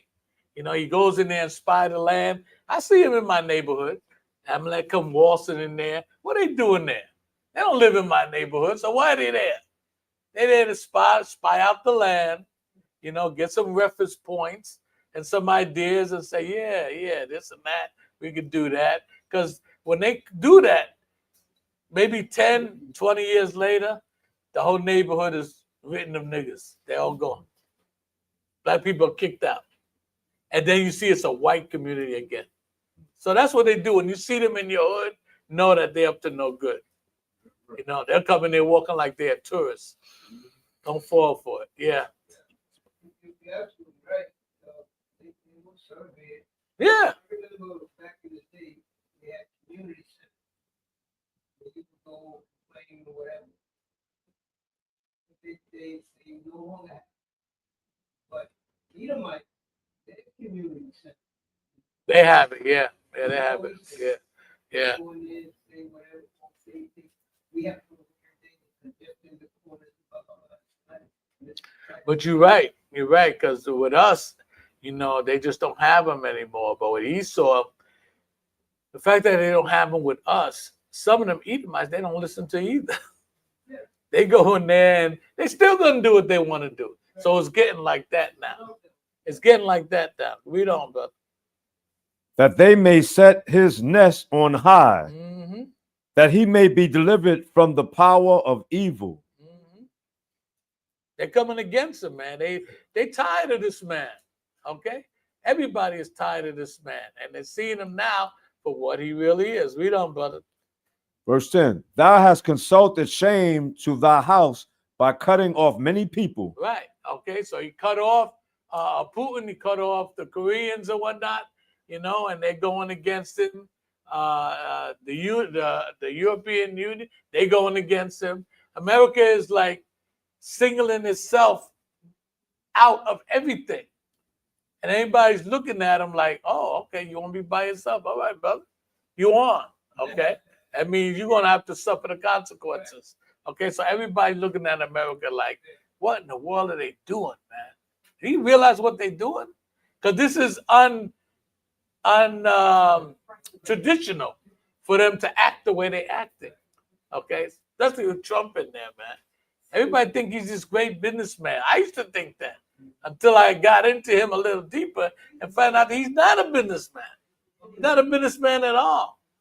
You know, he didn't make his money, you know, off of real estate like he claimed. That was inheritance. And he blew it. He blew a lot of it, you know, to the fact that he must have went for bankruptcy. I don't know. Yeah. Come on, man. You know, and this is the guy they got in the office now. Read on. And has sinned against our soul. And have sinned against his soul. Does he care? No, he don't care. Go ahead. For the stone shall cry out of the wall. Right, even the stones are going to cry out against this man. Go ahead. And the beam out of the timber shall answer it. That's how wicked this man is. That's how much wickedness that he did. That's why the scripture says that his sins have reached up to heaven. You know? Go ahead. Woe to him that buildeth a town with blood. Did they build America with blood? Yes, they did. Yes, they did. Most I say death. That woe was death. Go ahead. And establishes a city by iniquity. And was it sinful what he did? Yes, it was, man.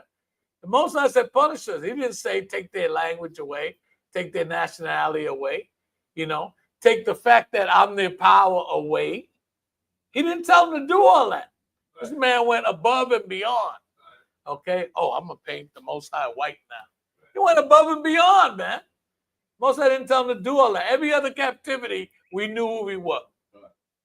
Okay. They didn't take our language away. Okay. Even most of them let us continue our traditions. Okay. But the white man, he took everything, man. He even made a law. Y'all better not read either. Okay. Better not catch you reading. Nothing. Okay. They were killing own people if they were caught. Exactly. You're right. You're right. Yeah, sure would. He went above and beyond, man. That's why he's got to pay, man. Got to pay. Go ahead. Got a precept for you. Read. The book of Isaiah, chapter 14, verse 8. Yea, the fir trees rejoice at thee, and the cedars of Lebanon, saying, since thou art laid down, no fellow is come up against us. See that, man?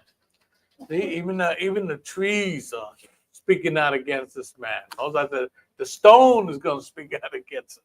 You know, this world entirely cannot stand this beast. Howard, I got one more. Mm-hmm. Right on what you were saying. Zechariah chapter 1, verse 15. I am very sore displeased with the heathen that are at Eve, for I was but a little displeased, and they forwarded the affliction. You see that? See, they forwarded the affliction, man. They went above and beyond what they were supposed to do. Like I said, man, we was in the Egyptian captivity, the Babylonian, the Syrians, and none of them thought to paint the Most High white or to take our culture away. Okay? But the white man, here he come. He got to make laws prevent us from reading. If you do catch us, you pluck out an eye or whatever. Just some wickedness, man. Just some wickedness, man. That's why he's got to pay. Okay? And you don't hate him? No, we don't hate you. We understand you. We understand why you do what you do. But revenge is coming. Yeah. And it's one for all those who want to be like.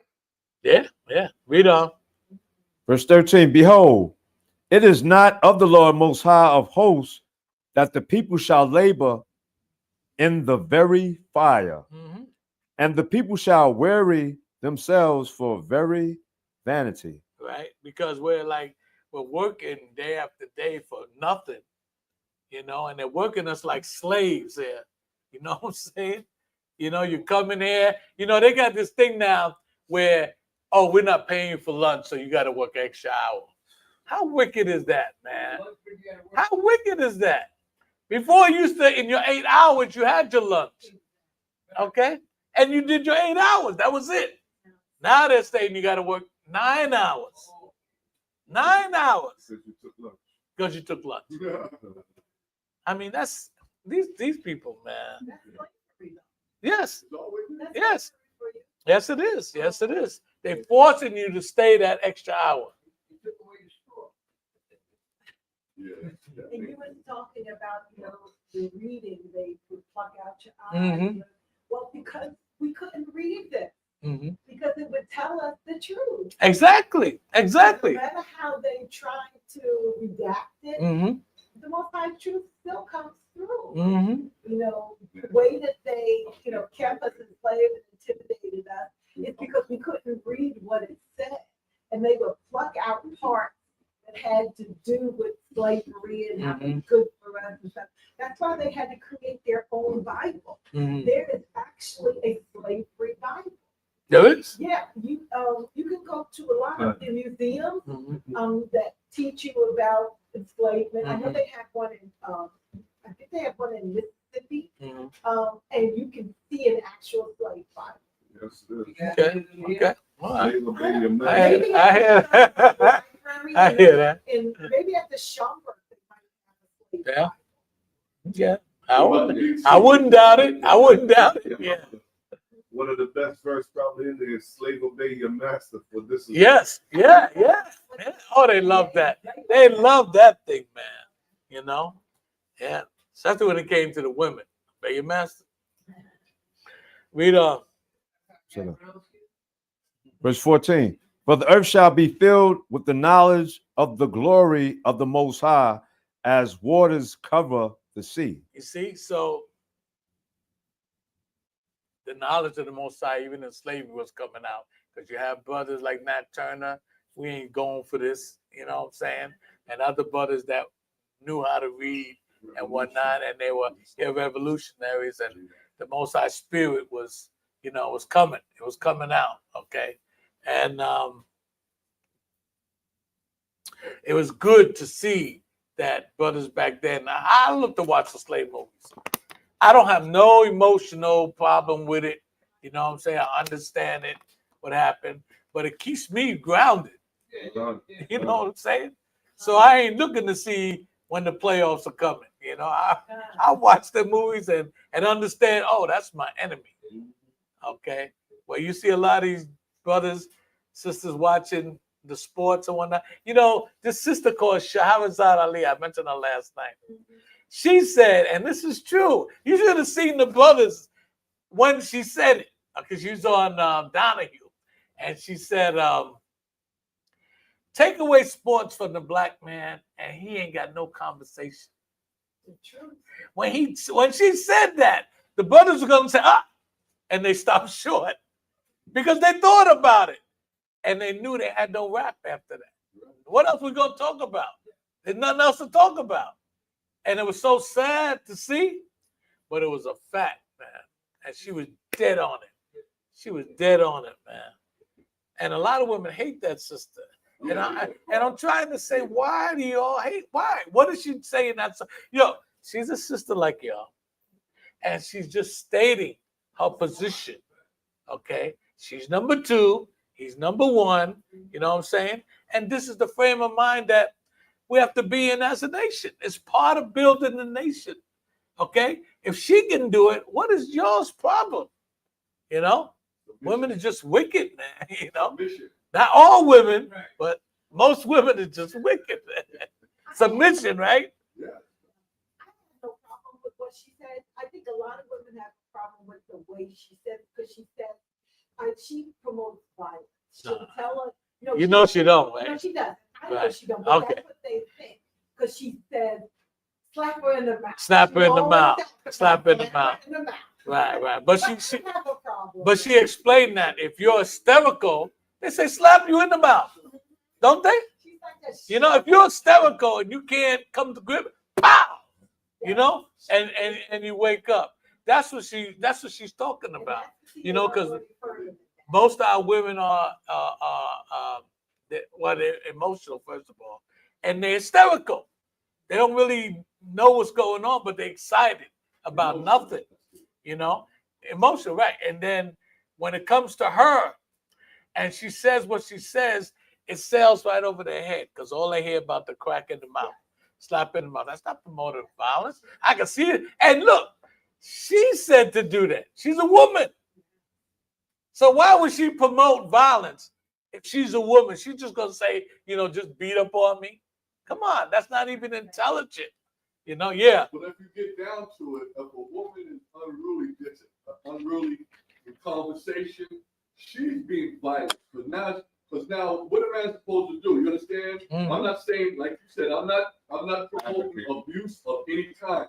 But if a woman is appearing to act like this particular subject, that's a man on man. That's the male spirit Exactly. up against a man. Exactly. No matter how you place it. And that's what she's promoting, that the women get in your position, you know? In other words, get in your place.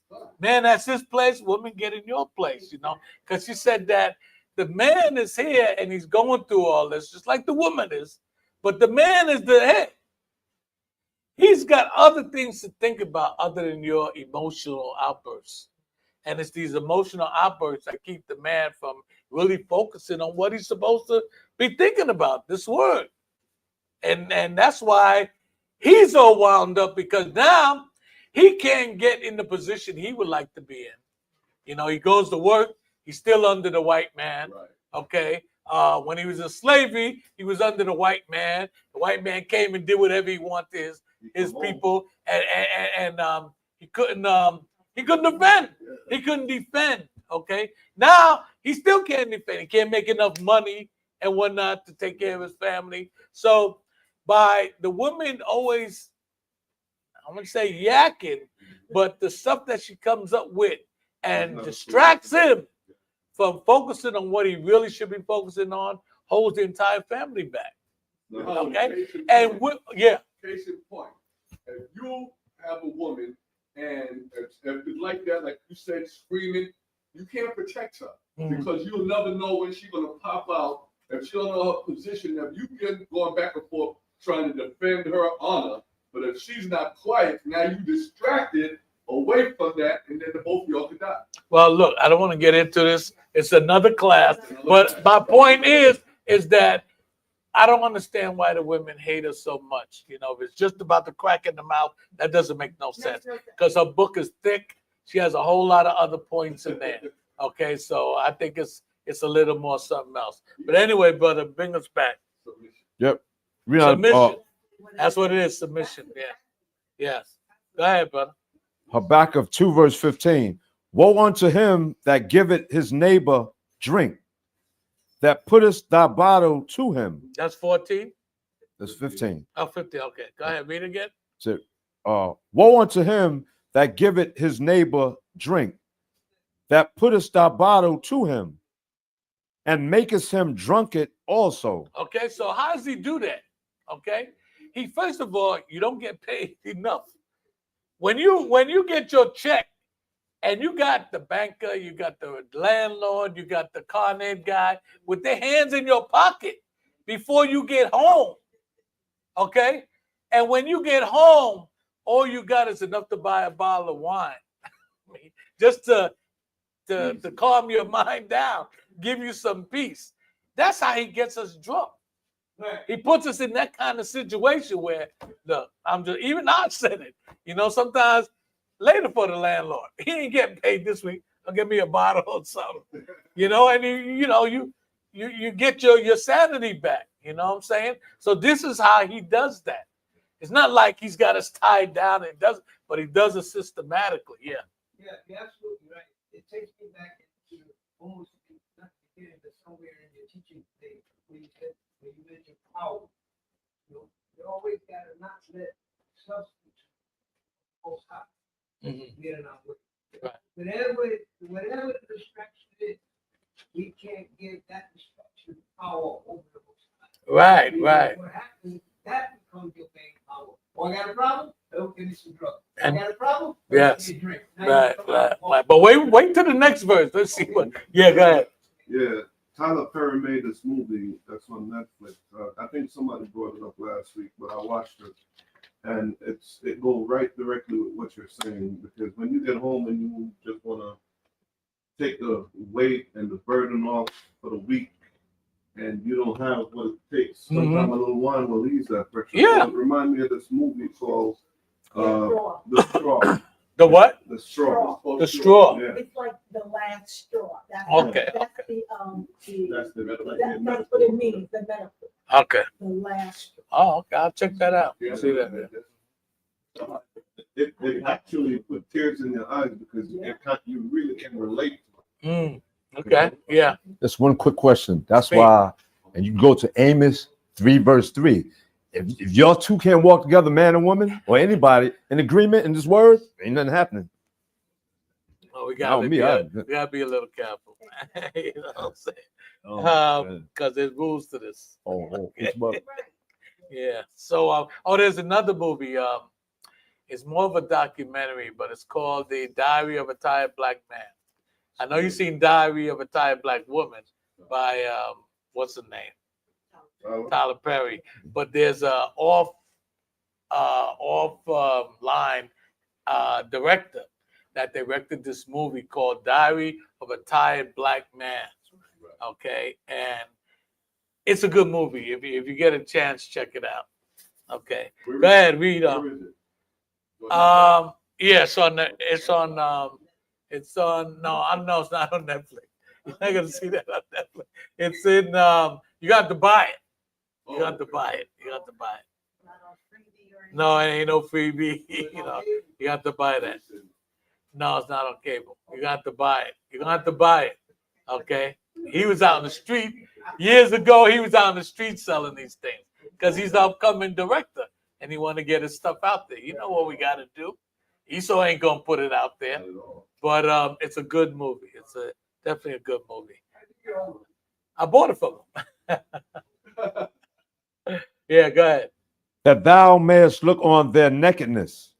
Yeah, so he gets us drunk, and then he said, "Look at them niggas. You see how they act? Look how nasty they are. You see how they keep their projects? How they piss and crap in the elevators? They just nasty. It's systematic, man. It's systematic. That's what he does to us. Okay, he gets us drunk, then talks about you. Okay, read on. Thou art filled with shame for glory. Yeah, the Most High. America is filled with shame for glory. Okay, they think this is glory, but people are looking at them like these guys got to go, man. We had just about enough of these guys. Go ahead. Drink thou also, and let thy foreskin be uncovered. Okay, so let the foreskin uncover. You see your true self. So the Most High is turning that back, so you can really see this man that he's up to no good, man. Go ahead. The cup of the Lord Most High's right hand shall be turned unto thee. Go ahead. And shameful strewing shall be on thy glory. Okay, so everything that he claims he's so proud of, everybody's gonna start looking down on it, and finding out that what is this guy good for? What is America good for? Do we actually need them in this world? Read on. For the violence of Lebanon shall cover thee, and the spoil of beasts, which made them afraid, because of men's blood, and for the violence of the land, of the city, and of all that dwell therein. Yeah, because they made the animals extinct now. You know, they don't hunt for food, they hunt for game. Oh, I want that on my wall, you know. Or I want that as a rug in my house. Or I want that stuffed over there in the corner, you know. Yeah, it's a trophy, you know. They're just some wicked ass people, man. I don't know any other way to put it. Go ahead. Yeah, and keeping in line with that scripture you just read about the animals. Yeah. The second goring that a bison did this past week. A what? A bison. Yeah. It was the second gore. Remember, they come up want to touch, and it got gored up. The guy got gored by a bison. Okay. All praises. All praises. Good. You know, because they think Esau think that all the animals love him. For some reason, he think all the animals love him. You know, and he gonna find out the hard way, because when that day comes, the Most High gonna turn those animals on him, man. You know, he's gonna leash them on him, man. You know, yeah. I'm sitting down, real short. I'm sitting down, getting my son. I'm eating some chicken. Okay. And the dad goes eating like, you know, the chicken come home, where you let the dog. For me, my son eating. She just let the chain go. Yeah. Ain't that something? I'm eating. Ain't that something? That's really something, right? So disrespectful, man. Yeah. I said, I don't give a damn. He nothing. Right. Dog. Right. Exactly. I'm not a dog lover. Exactly. You're right, brother. It's a damn shame. They're disrespectful. They just think that everything they do is correct. Read on. Verse 18. What profited the graven image that the maker thereof have graven it? Right. What profit are these symbols, these paganistic statues they got all over the city? Yeah. What is the profit in them? Because we're finding out that they ain't crap. They never were. That's why they're pulling them down. Okay. Read on. The molten image and a teacher of lies. Yeah, they're all deceptive, man. They're all standing up there. You know what? The biggest secret about those statues that are all over, those monuments that are all over the world and New York, women promoted that. It was the white woman that promoted that, man. It wasn't the white man. It was the white woman. All those Confederate statues, it was the white woman behind that, man. So don't underestimate that white woman, man, because she's just as devilish and demon like the so-called white man. Okay, she can come up with all. Because look at in slavery, most brothers got lynched because of them. Yeah. You know, you saw Rosewood, right? Yeah. Yeah. You see what she did, right? That's the first thing they come out with. It was that nigga. I remember that scene. You know, so they just as devilish as the white man, man. That's why we ain't gonna have no mercy. Most of us said we ain't showing them no mercy. Okay? Because they ain't showed us none. Read on, brother. That the maker of his work trusted therein to make dumb idols. That the maker make dumb idols, man. How stupid is that? To take a wood, I'm gonna carve it up, I'm gonna make a statue, and I'm gonna pave it with gold, and hey, it's gonna bring me luck. Well, if it was so lucky, it should have paid itself. Should have made itself. You know what I'm saying? Oh, I don't like it. It's been there too long. Let me move it over here. It can't move itself. How stupid is that when you really think about it? You know what I'm saying? Read. Verse 19. Woe unto him that saith to the wood, awake. Awake, go ahead. To the dumb stone. The dumb stone, go ahead. Arise, it shall teach. Arise, it shall teach. So you sitting there like a dummy waiting for it to teach you. Okay? These people bring, our people, they got this Santeria stuff. They bring food and vegetables and water and think because the water evaporated that the statue drinking. The food got rotten, so the statue ate it. Right. I mean, insanity. Read on. Behold, it is laid over with gold and silver, Mm-hmm. and there is no breath at all in the it. midst of it. Right. There's no breath. It's not alive. Go ahead. But the Lord Most High is in his holy temple. Up in heaven. Go ahead. Let all the earth keep silence before him. Right. Man, just shut your mouth, man. Just shut up. Okay. You ain't got nothing to say. Okay. You ain't got nothing to say. How's everybody doing? You all right? Come. Keep on. We can go. Okay. All praises. All praises. All praises. Go to Zephaniah 2:1.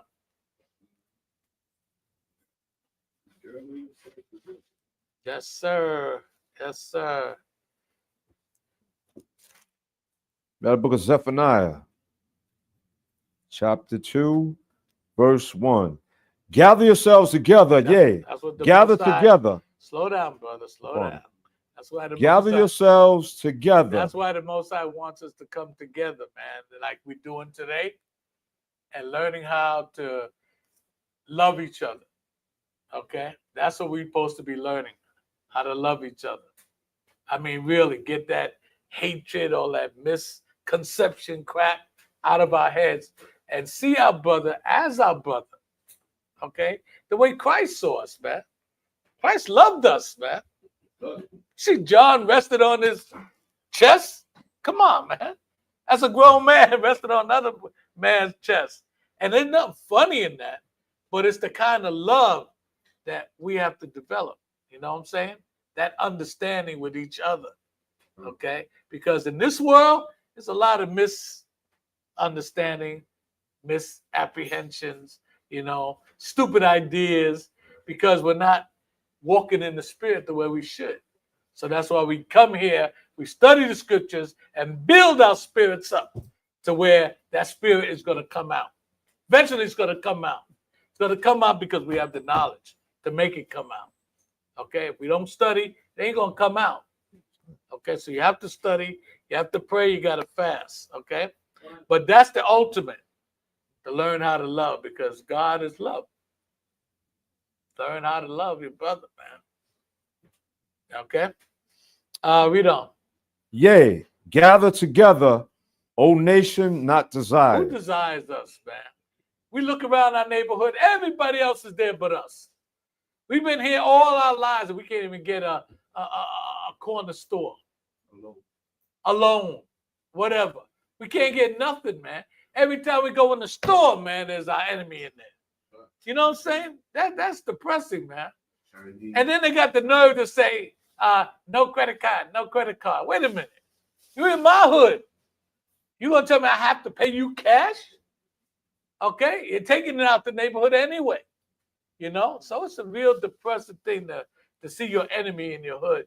I remember years ago, I saw Ephraim at the corner stores, right?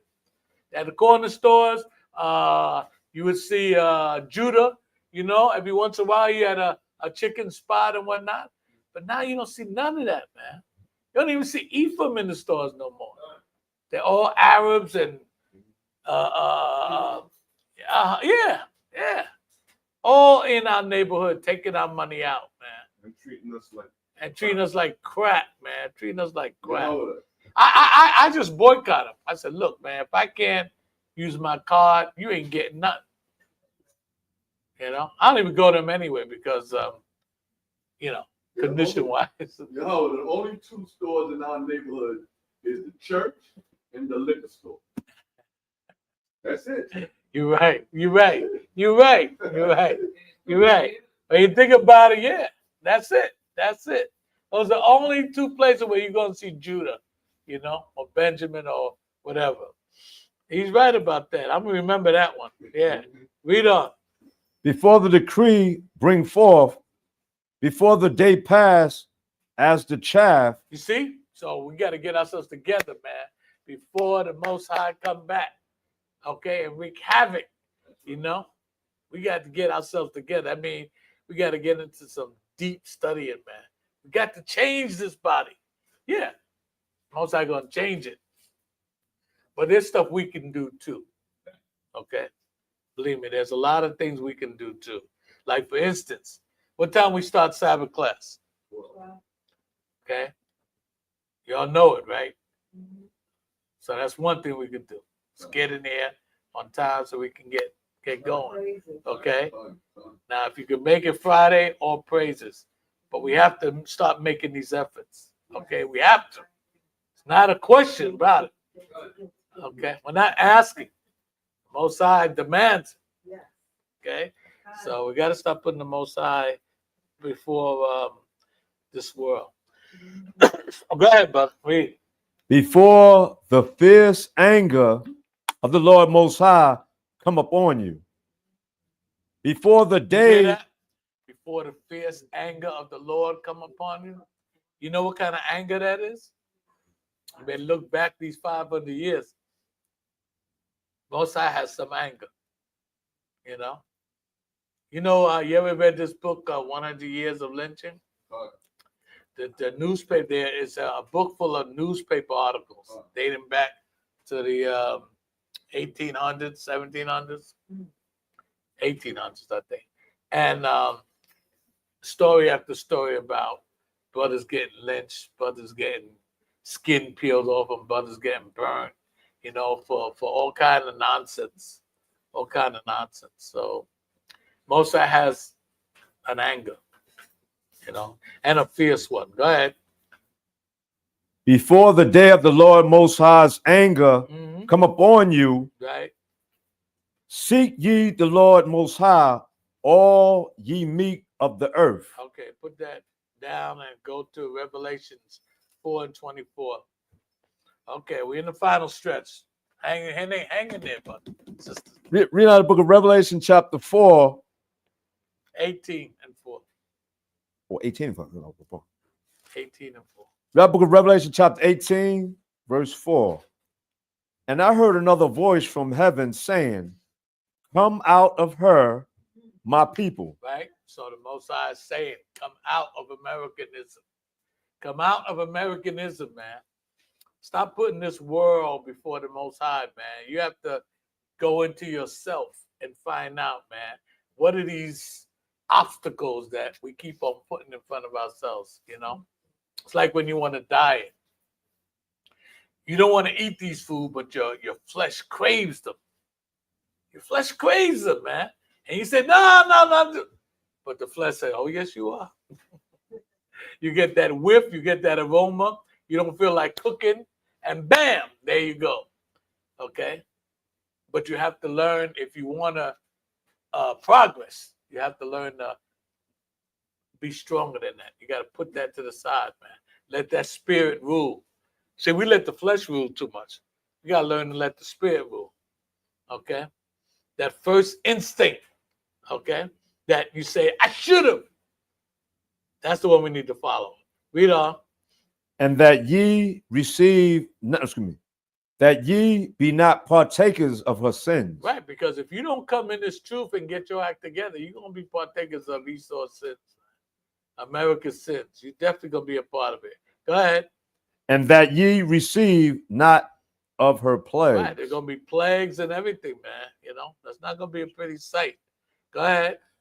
For her sins have reached unto heaven. Yeah, they reached up to heaven, man. And they're so wicked. Go ahead. And the Most High hath remembered her iniquities. Okay, all her sins. Read on. Reward her even as she rewarded you. That's right. Reward her as she has rewarded. How does she reward us? Slavery. That's right. Okay. They got us these low-paying jobs. Okay. At one time, they told the woman, you can't have that man in your house. You want money from me, he got to go. Right. I don't care where he go. He can't be here. Okay. Splitting up families like that, taking the kids and putting them in foster homes where they get raped and who knows what else. Okay. Yeah, all kind of nonsense, So they got a lot to pay for. Read on. And double unto her. Double. Yes. Go ahead. Double unto her, double according to her works. And she's done a lot of wicked works, man. A lot of wicked works, man. She is in trouble. America is in trouble. Go ahead. in the cup which she shall fill She had to filled. her double. Right. Give it to her double, man. Because she did all that. America did all that. You know, they went above and beyond. All right. Read on. How much she hath glorified herself. How much torment and sorrow gave her. Read that again. How much she hath glorified herself Okay. and lived deliciously. She didn't. Don't Americans live deliciously? I mean, I look at these houses, man. Some of these are flawless, man. Really nice places. You know, Clint Eastwood got like, man, he's got like, I think he's got 5 homes, man. And they're all pristine, man. I mean, all of them. You know, and he's just like jumping from one house to the next, man. They live deliciously, man. We can't even have one. We can't even have one, man. You know, one little crummy house. And he's got these mansions all over the place, man. Yeah, they living deliciously, man. You know what I'm saying? They ride in these limos, you know. They have these catering halls with all the best china and all the best food. You know, some of them even own islands for themselves. You know, very deliciously. Go ahead. So much torment and sorrow give her. Right, so much torment and sorrow give her. Go ahead. For she saith in her heart, I sit a queen. There it is. There it is, right? There it is. Okay. America considered himself a queen. Okay. And the Bible calls her the whore that sits on many waters. So that's why they promote that. Okay. And then people, this lady on the radio came by and said, look, you know, I had this gay guy come and they gave him my job, you know. And I've been there for like 30-something years. And they just he don't have no skills. He don't have no credentials. He don't have the ability that I have for the past 30 years learning about this business. But they gave it to him. And they gave me a job lesser. You know, and she's pissed off naturally and whatnot. But here it is.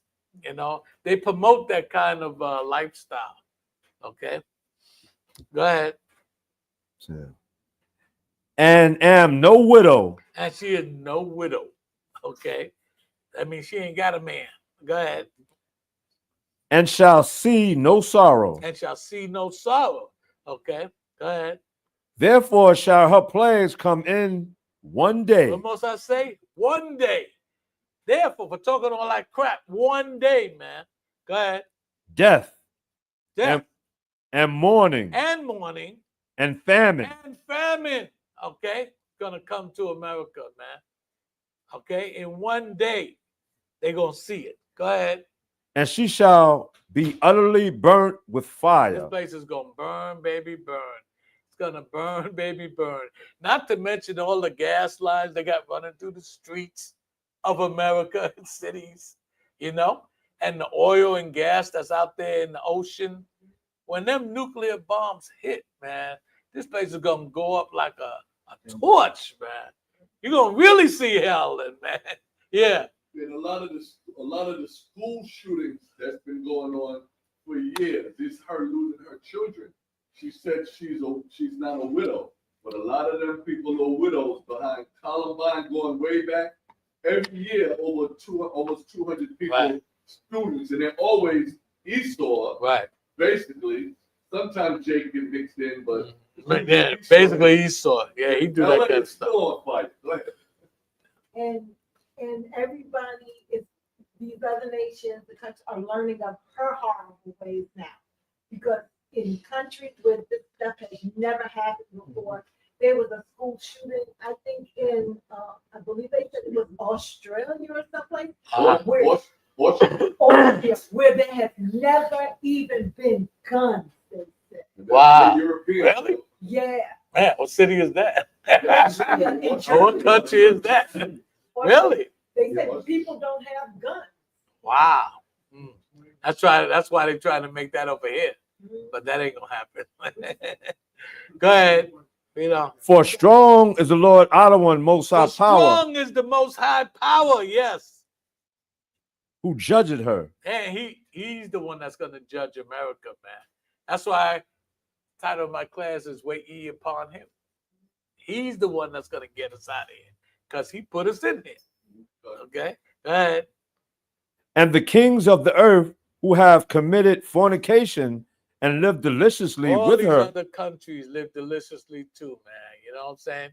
Even Abraham Torre is seeing how deliciously these other countries live because they want these sanctions from America.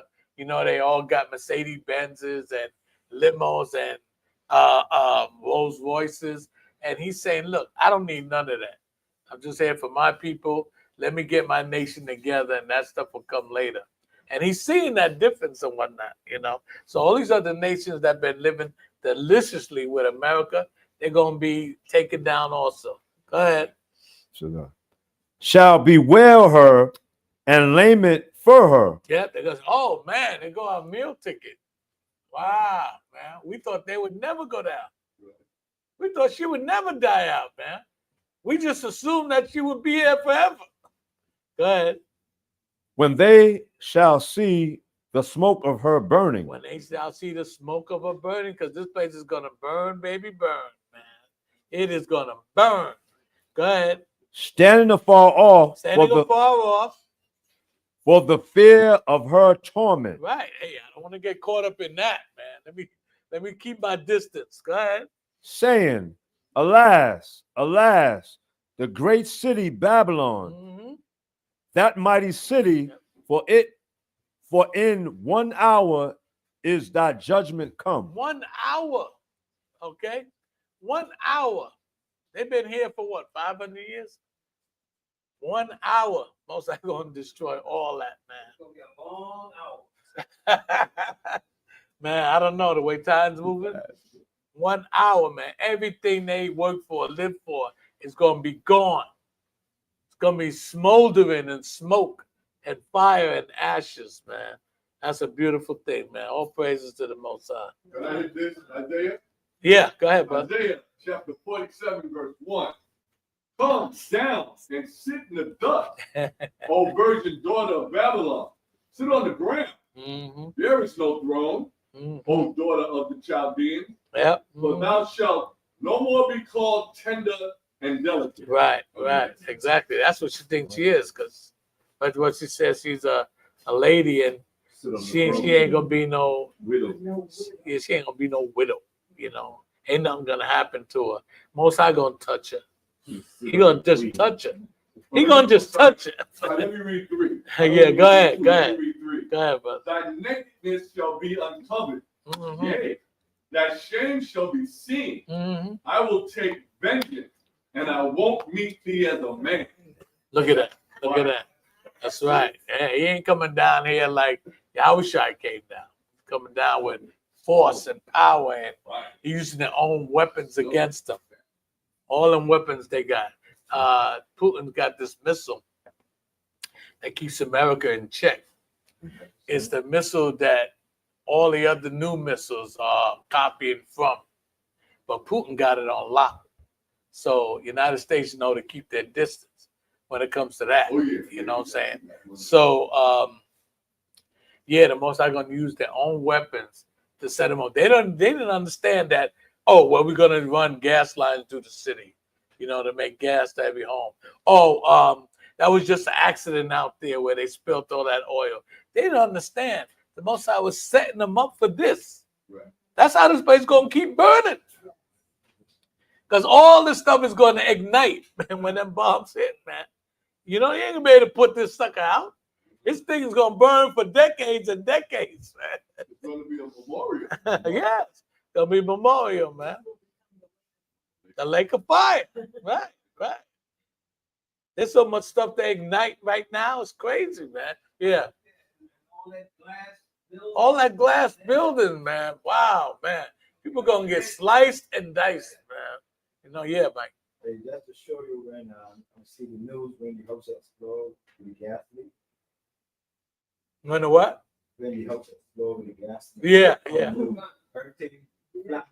So you're going to start, I just got these pipelines and everything. Right, exactly. That's one, that's just one. Remember when BP had that leak in the ocean? Right. That was going for days. Oil was just coming out, man, for days, man. They said, well, we can't go down there. We can't cut it off. So that sucker just blah, blah, blah, blah. And I was thinking that, yeah, the Most High setting these guys up. He's just putting this all out there in the ocean where it's just going to ignite when those bombs hit, man. And this place is bad. Whew, boy. All praises. Read on. Oh, go ahead. This is the book of Isaiah, chapter 54 and verse 16. Behold, I have created the smith that bloweth the coals in the fire, and that bringeth forth an instrument for his work. And I have created the waster to destroy. Yeah, you see those guys that were made to create these things.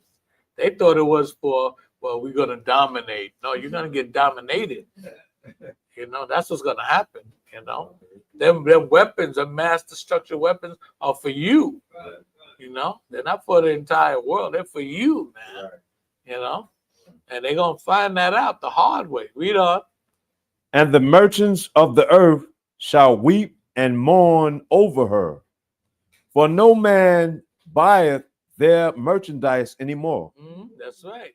She's going to be burning up. Go ahead. The merchandise of gold and silver Go ahead. and precious stones and of pearls. These are all the things that they trade with America. Go ahead. And back and forth. And fine linen and purple and silk and scarlet. That's right.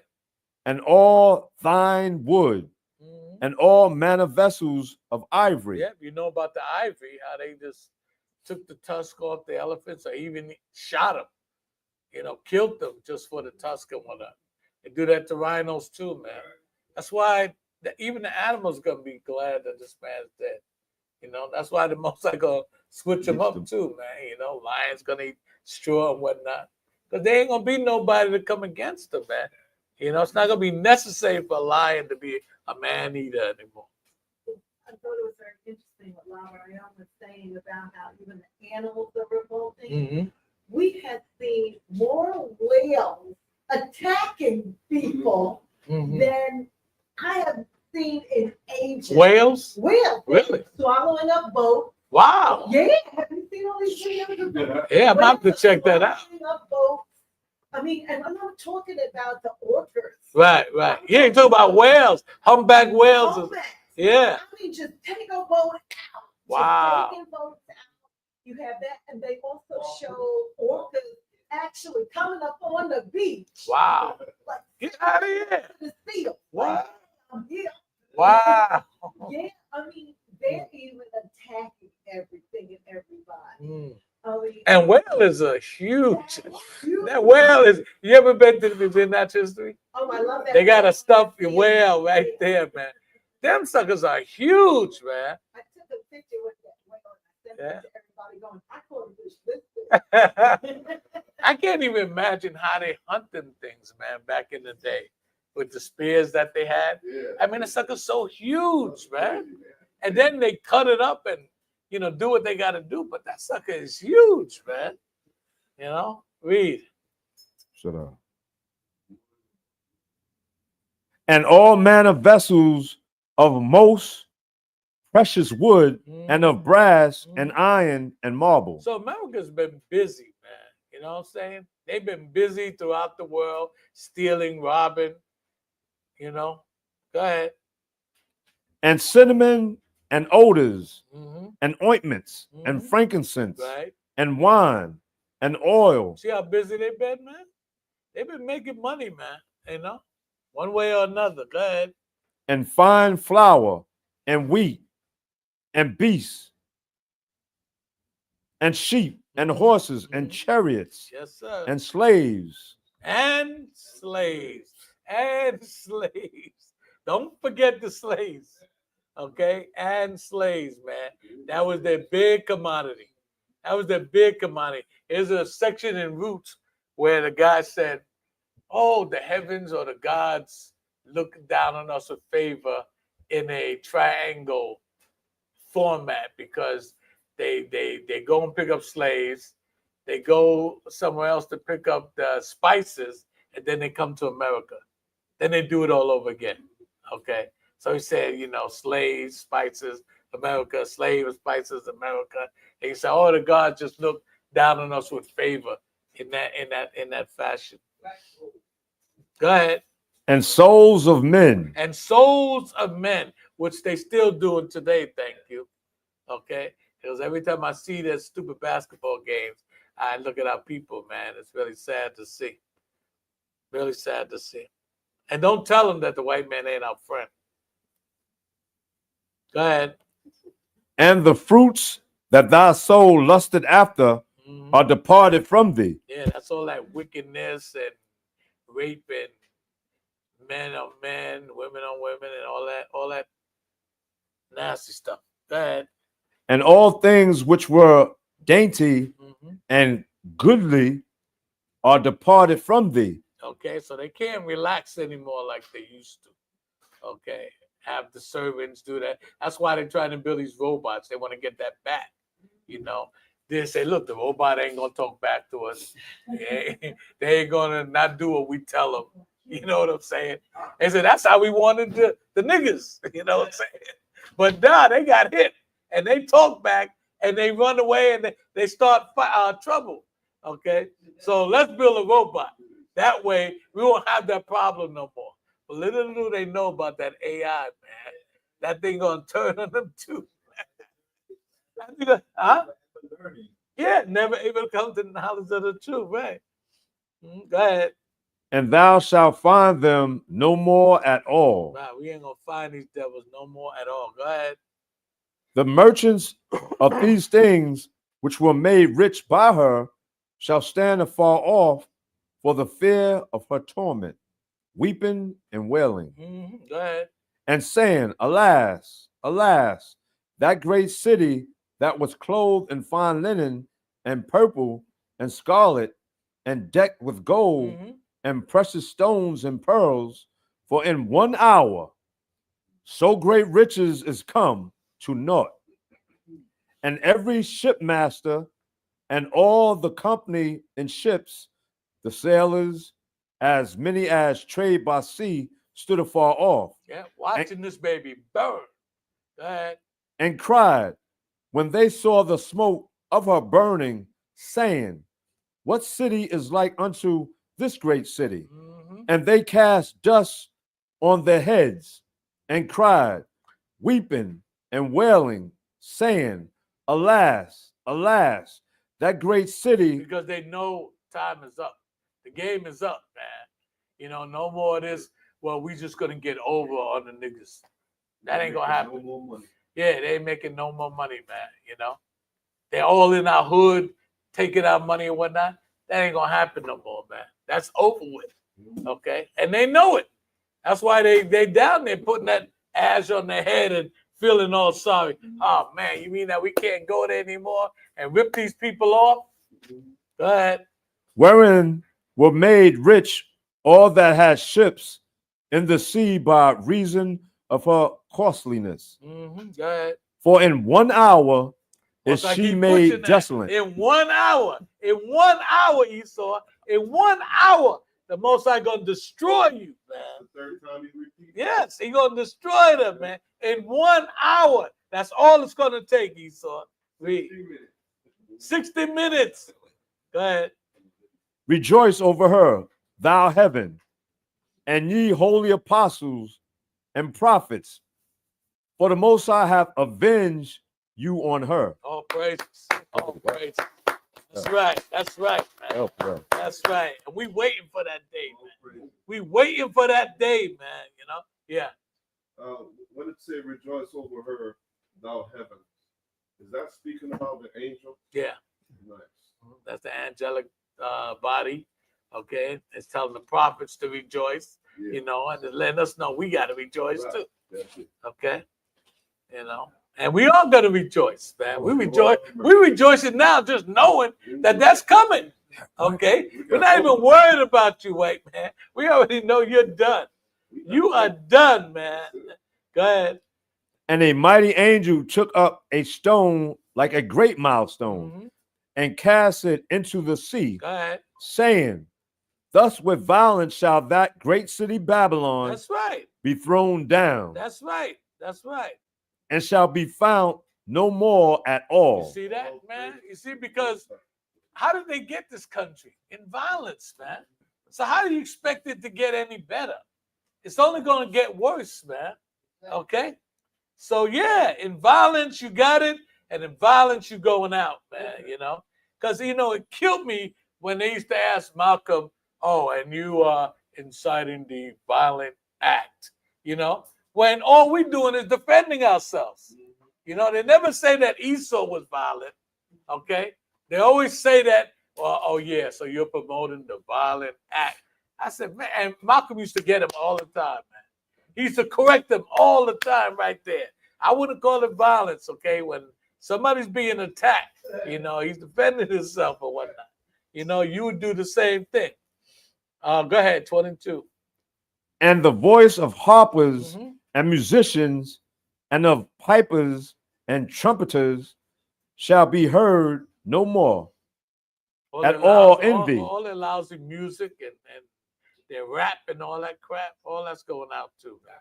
You know, I'm quite sure David's singers, man, wasn't like, you know, yo, yo, yo, yo. I'm quite sure they wasn't doing that. You know. And those are Levites, man. They have good voices, you know. Go ahead. And no craftsman of whatsoever craft he be shall be found any more in thee. Yeah, they're not gonna promote or make anything. I heard that they allowed Tesla to put that non-man or person driving vehicle on the road now. So whatever him and Trump got into, I guess it was the fact that he's losing so much money. You know, I guess he broke down and gave him clearance to put that raggedy car out there, out in the streets now, and it's unmanned. So you know what that's gonna be like, you know, bastards. Go ahead. And the sound of a milestone shall be heard no more at all in thee. Right. Once they go down, that's it, man. Go ahead. And the light of a candle shall shine no more at all in thee. There's gonna be nothing here, man.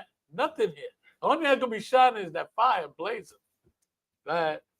And the voice of the bridegroom and of the bride shall be heard no more at all in thee. Right. They're gonna have a society the way they have it now. Everything's just gonna continue and go on and go on. Because that's what they think. They're gonna go on forever. And the scriptures say that. But that's not the plans of the Most High. You know, only that ain't the way it's gonna be. Go ahead.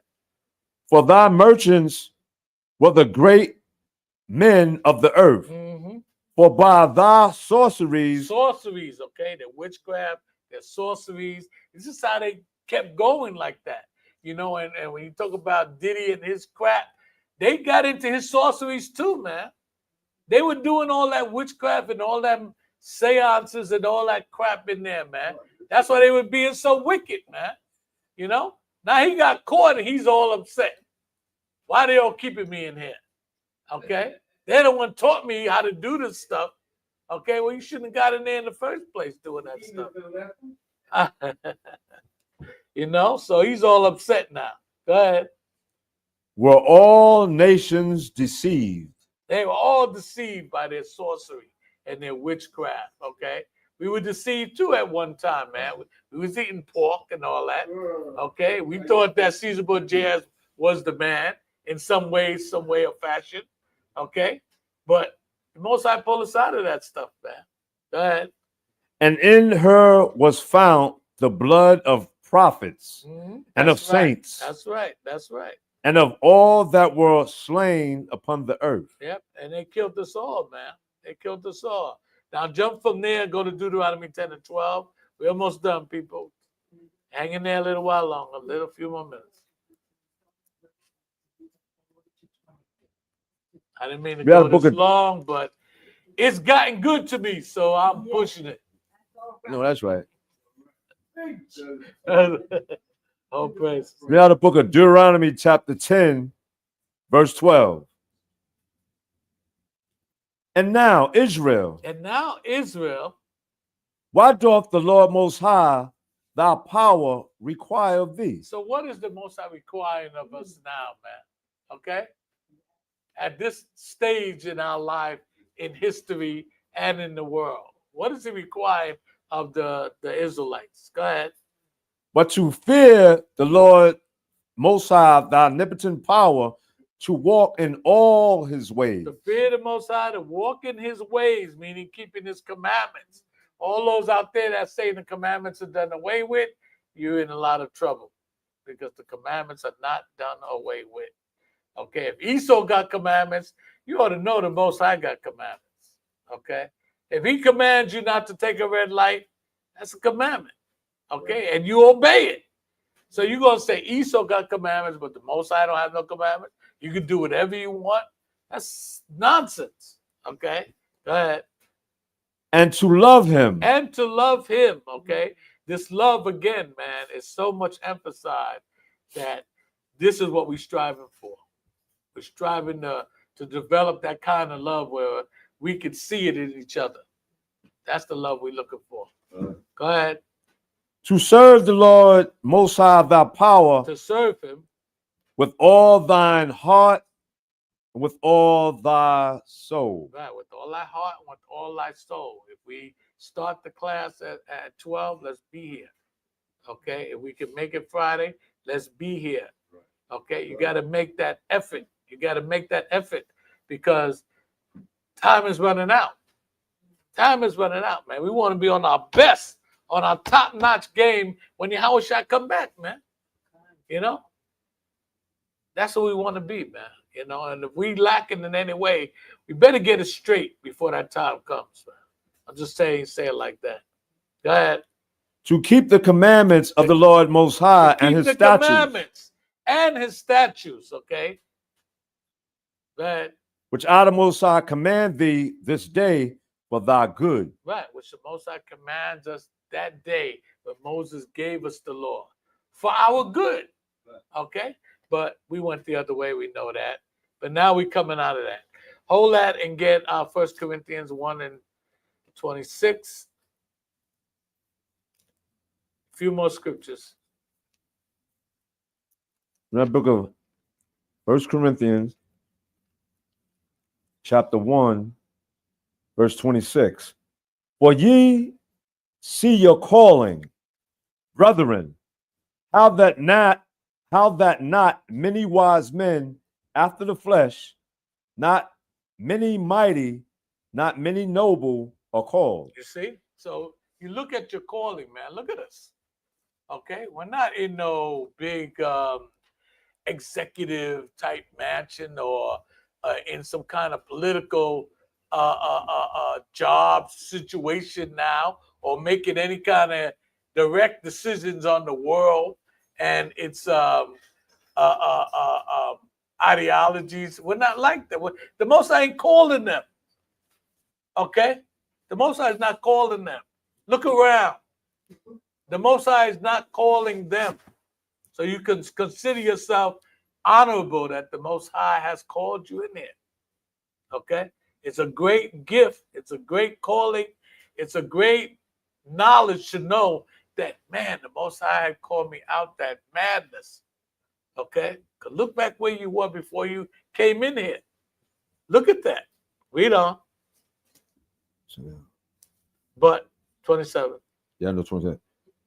But the Most High have chosen the foolish things of the world to confound the wise. Right. Go ahead. And we you know, they look at us as foolish. Yep. Okay? When we go out there and teach in the dead of winter at night and nobody's out there, you know, oh, look at them guys. Them guys are fanatics. Okay? But they don't understand. They don't understand the joy and the happiness that we have within us on this truth. Go ahead. And the Most High have chosen the weak things of the world to confound the things which are mighty. Yeah, because when they come to us, we can deal with anybody on the planet, a judge, a politician. When it comes to this word, we can stand with the best of them, okay? And keep our composure and keep our focus, okay? And we're the least of them. as far as they're concerned. Okay, so the Most High is not calling those, noble guys or them guys with all these degrees and stuff like that. If you do, then all praises. But look around. Look who he's calling. Okay, the ones that are catching all kind of hell. Okay, so it's an honor. It's a blessing. Okay, read. You 28. finished that? Verse 28. I can read that. Yeah. Okay, read Psalms 27. Go to Psalm 27 to 14. We got a few more scriptures and we out.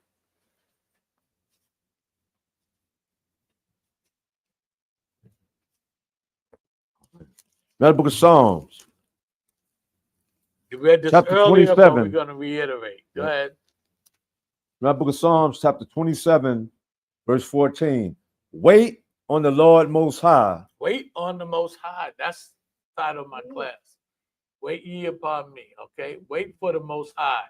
Don't get over anxious. If you do get that anxious energy, learn to, how do they say? No, learn how to direct it into something else. Learn how to channel it into something else. Okay. Go ahead. Be of good courage. Be of good courage, man, because we almost out of here. We are almost out of here, man. Think of that gated community. Okay. We almost out of here. Go ahead. And he shall strengthen thine heart. He's going to strengthen our minds, man. Okay. Strengthen our minds. Go ahead. Wait. I say, wait on the Lord Most High. Wait on the Lord Most High. Go ahead. That's right. Read Psalms 37, 34. Now the book of Psalms, chapter 37, verse 34. Mm-hmm. Wait on the Lord Most High. Wait on the Lord Most High. And keep his way. Keep his commandments. Okay. We got to hang in there, brothers, sisters. We got to hold tight and hang in there because Satan's going to come down with all kind of nonsense now. He's going to come down hard, like the scriptures say. Okay. But we have to hang in there. We got to find a way, man. Go ahead.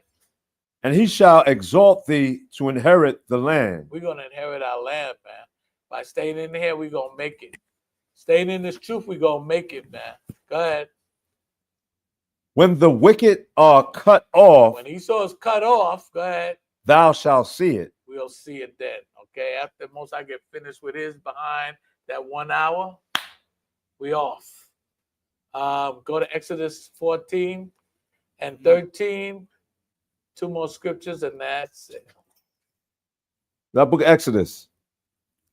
Exodus 14, 13. Yeah. That book of Exodus, chapter 14, verse 13. Yes. And Moses said unto the people, fear ye not. Fear ye not. Go ahead. Stand still. Stand still. Go ahead. And see the salvation of the Lord Most High. The salvation of the Most High, man. How he going to deliver us out of America, man, and out of the hands of our enemies, man. Okay? Which fear he would not, hold up. Fear not. Stand still and see the salvation of the Most High, man. That's a heavy statement, man. Go ahead. Which he will show to you today. Which he will show to you today. Go ahead. For the Egyptian. For the white man. For the Egyptian. For the white man. For the Egyptians. Go ahead. Whom ye have seen today, ye shall see them again no more forever. We shall see them no more forever. Okay, all praises, man. Pray. You know we got to read the next verse, right? Read for, yeah, go ahead. Verse 14. The Lord Most High shall fight for you. You see that? The Most High is going to fight for us. So we ain't got to worry about this battle. This battle is done. Okay? We ain't got to worry about that. The Most High will fight for us. Go ahead. And ye shall hold your peace. Keep your mouth shut. Keep your mouth shut. Okay? It's the last scripture before we leave. Psalms 37 and 4. The Most High going to do battle for us, man. We're going to watch that salvation, man. How you going to bring this man down in 1 hour. And that's gonna be glorious to watch, man. That's gonna be glorious to see, man. That book of You know. Psalms. So we ain't gonna fight you, white man. The Most High is gonna do battle with you. Hallelujah. The book of Psalms, chapter 37, verse 4. Delight yourself also in the Lord Most High. Delight yourself in this word, man. That's what's gonna get you through it. These next trying days, delight yourself. Find your way in these words to keep your strength up. Go ahead. And he shall give thee the desires of your heart. of thine heart. The desire of your heart. With that, I want to say shalom. Shalom. Shabbat Wow. shalom. That's Shabbat my shalom. class. And Deep. I hope you guys got something out of it. Yeah. What? And I didn't mean to go this long, but I have to say, Spirit. it was getting good to me. Yeah. You know. All praise. I know you shut down. Can we read verse 5? Yeah, go ahead. Sure. We're still up. We're still up. Read verse 5. Yep. The book of Psalms, chapter 37, verse 5. Commit thy way unto the Lord Most High. Commit. Say submit. Commit. Yeah. Trust also in him, and he shall bring it to pass. Hallelujah. Yeah, real for real. The Most High. Go ahead, buddy. I love it. I love it. Wisdom of Solomon, chapter 5. He said, then shall the righteous man stand in great boldness. Verse 1. Then shall the righteous man stand in great boldness before the face of such as have afflicted him. Yeah, you see, we're going to stand there and we're going to see this, man. We're going to see this thing. Okay, go ahead. And made no account of his labor. When they see it, they shall be troubled with terrible fear, and shall be amazed at the strangeness of his salvation, so far beyond all that they look for. Right, because they ain't gonna believe how we gonna be delivered out of Now, it. Okay, they not gonna believe it.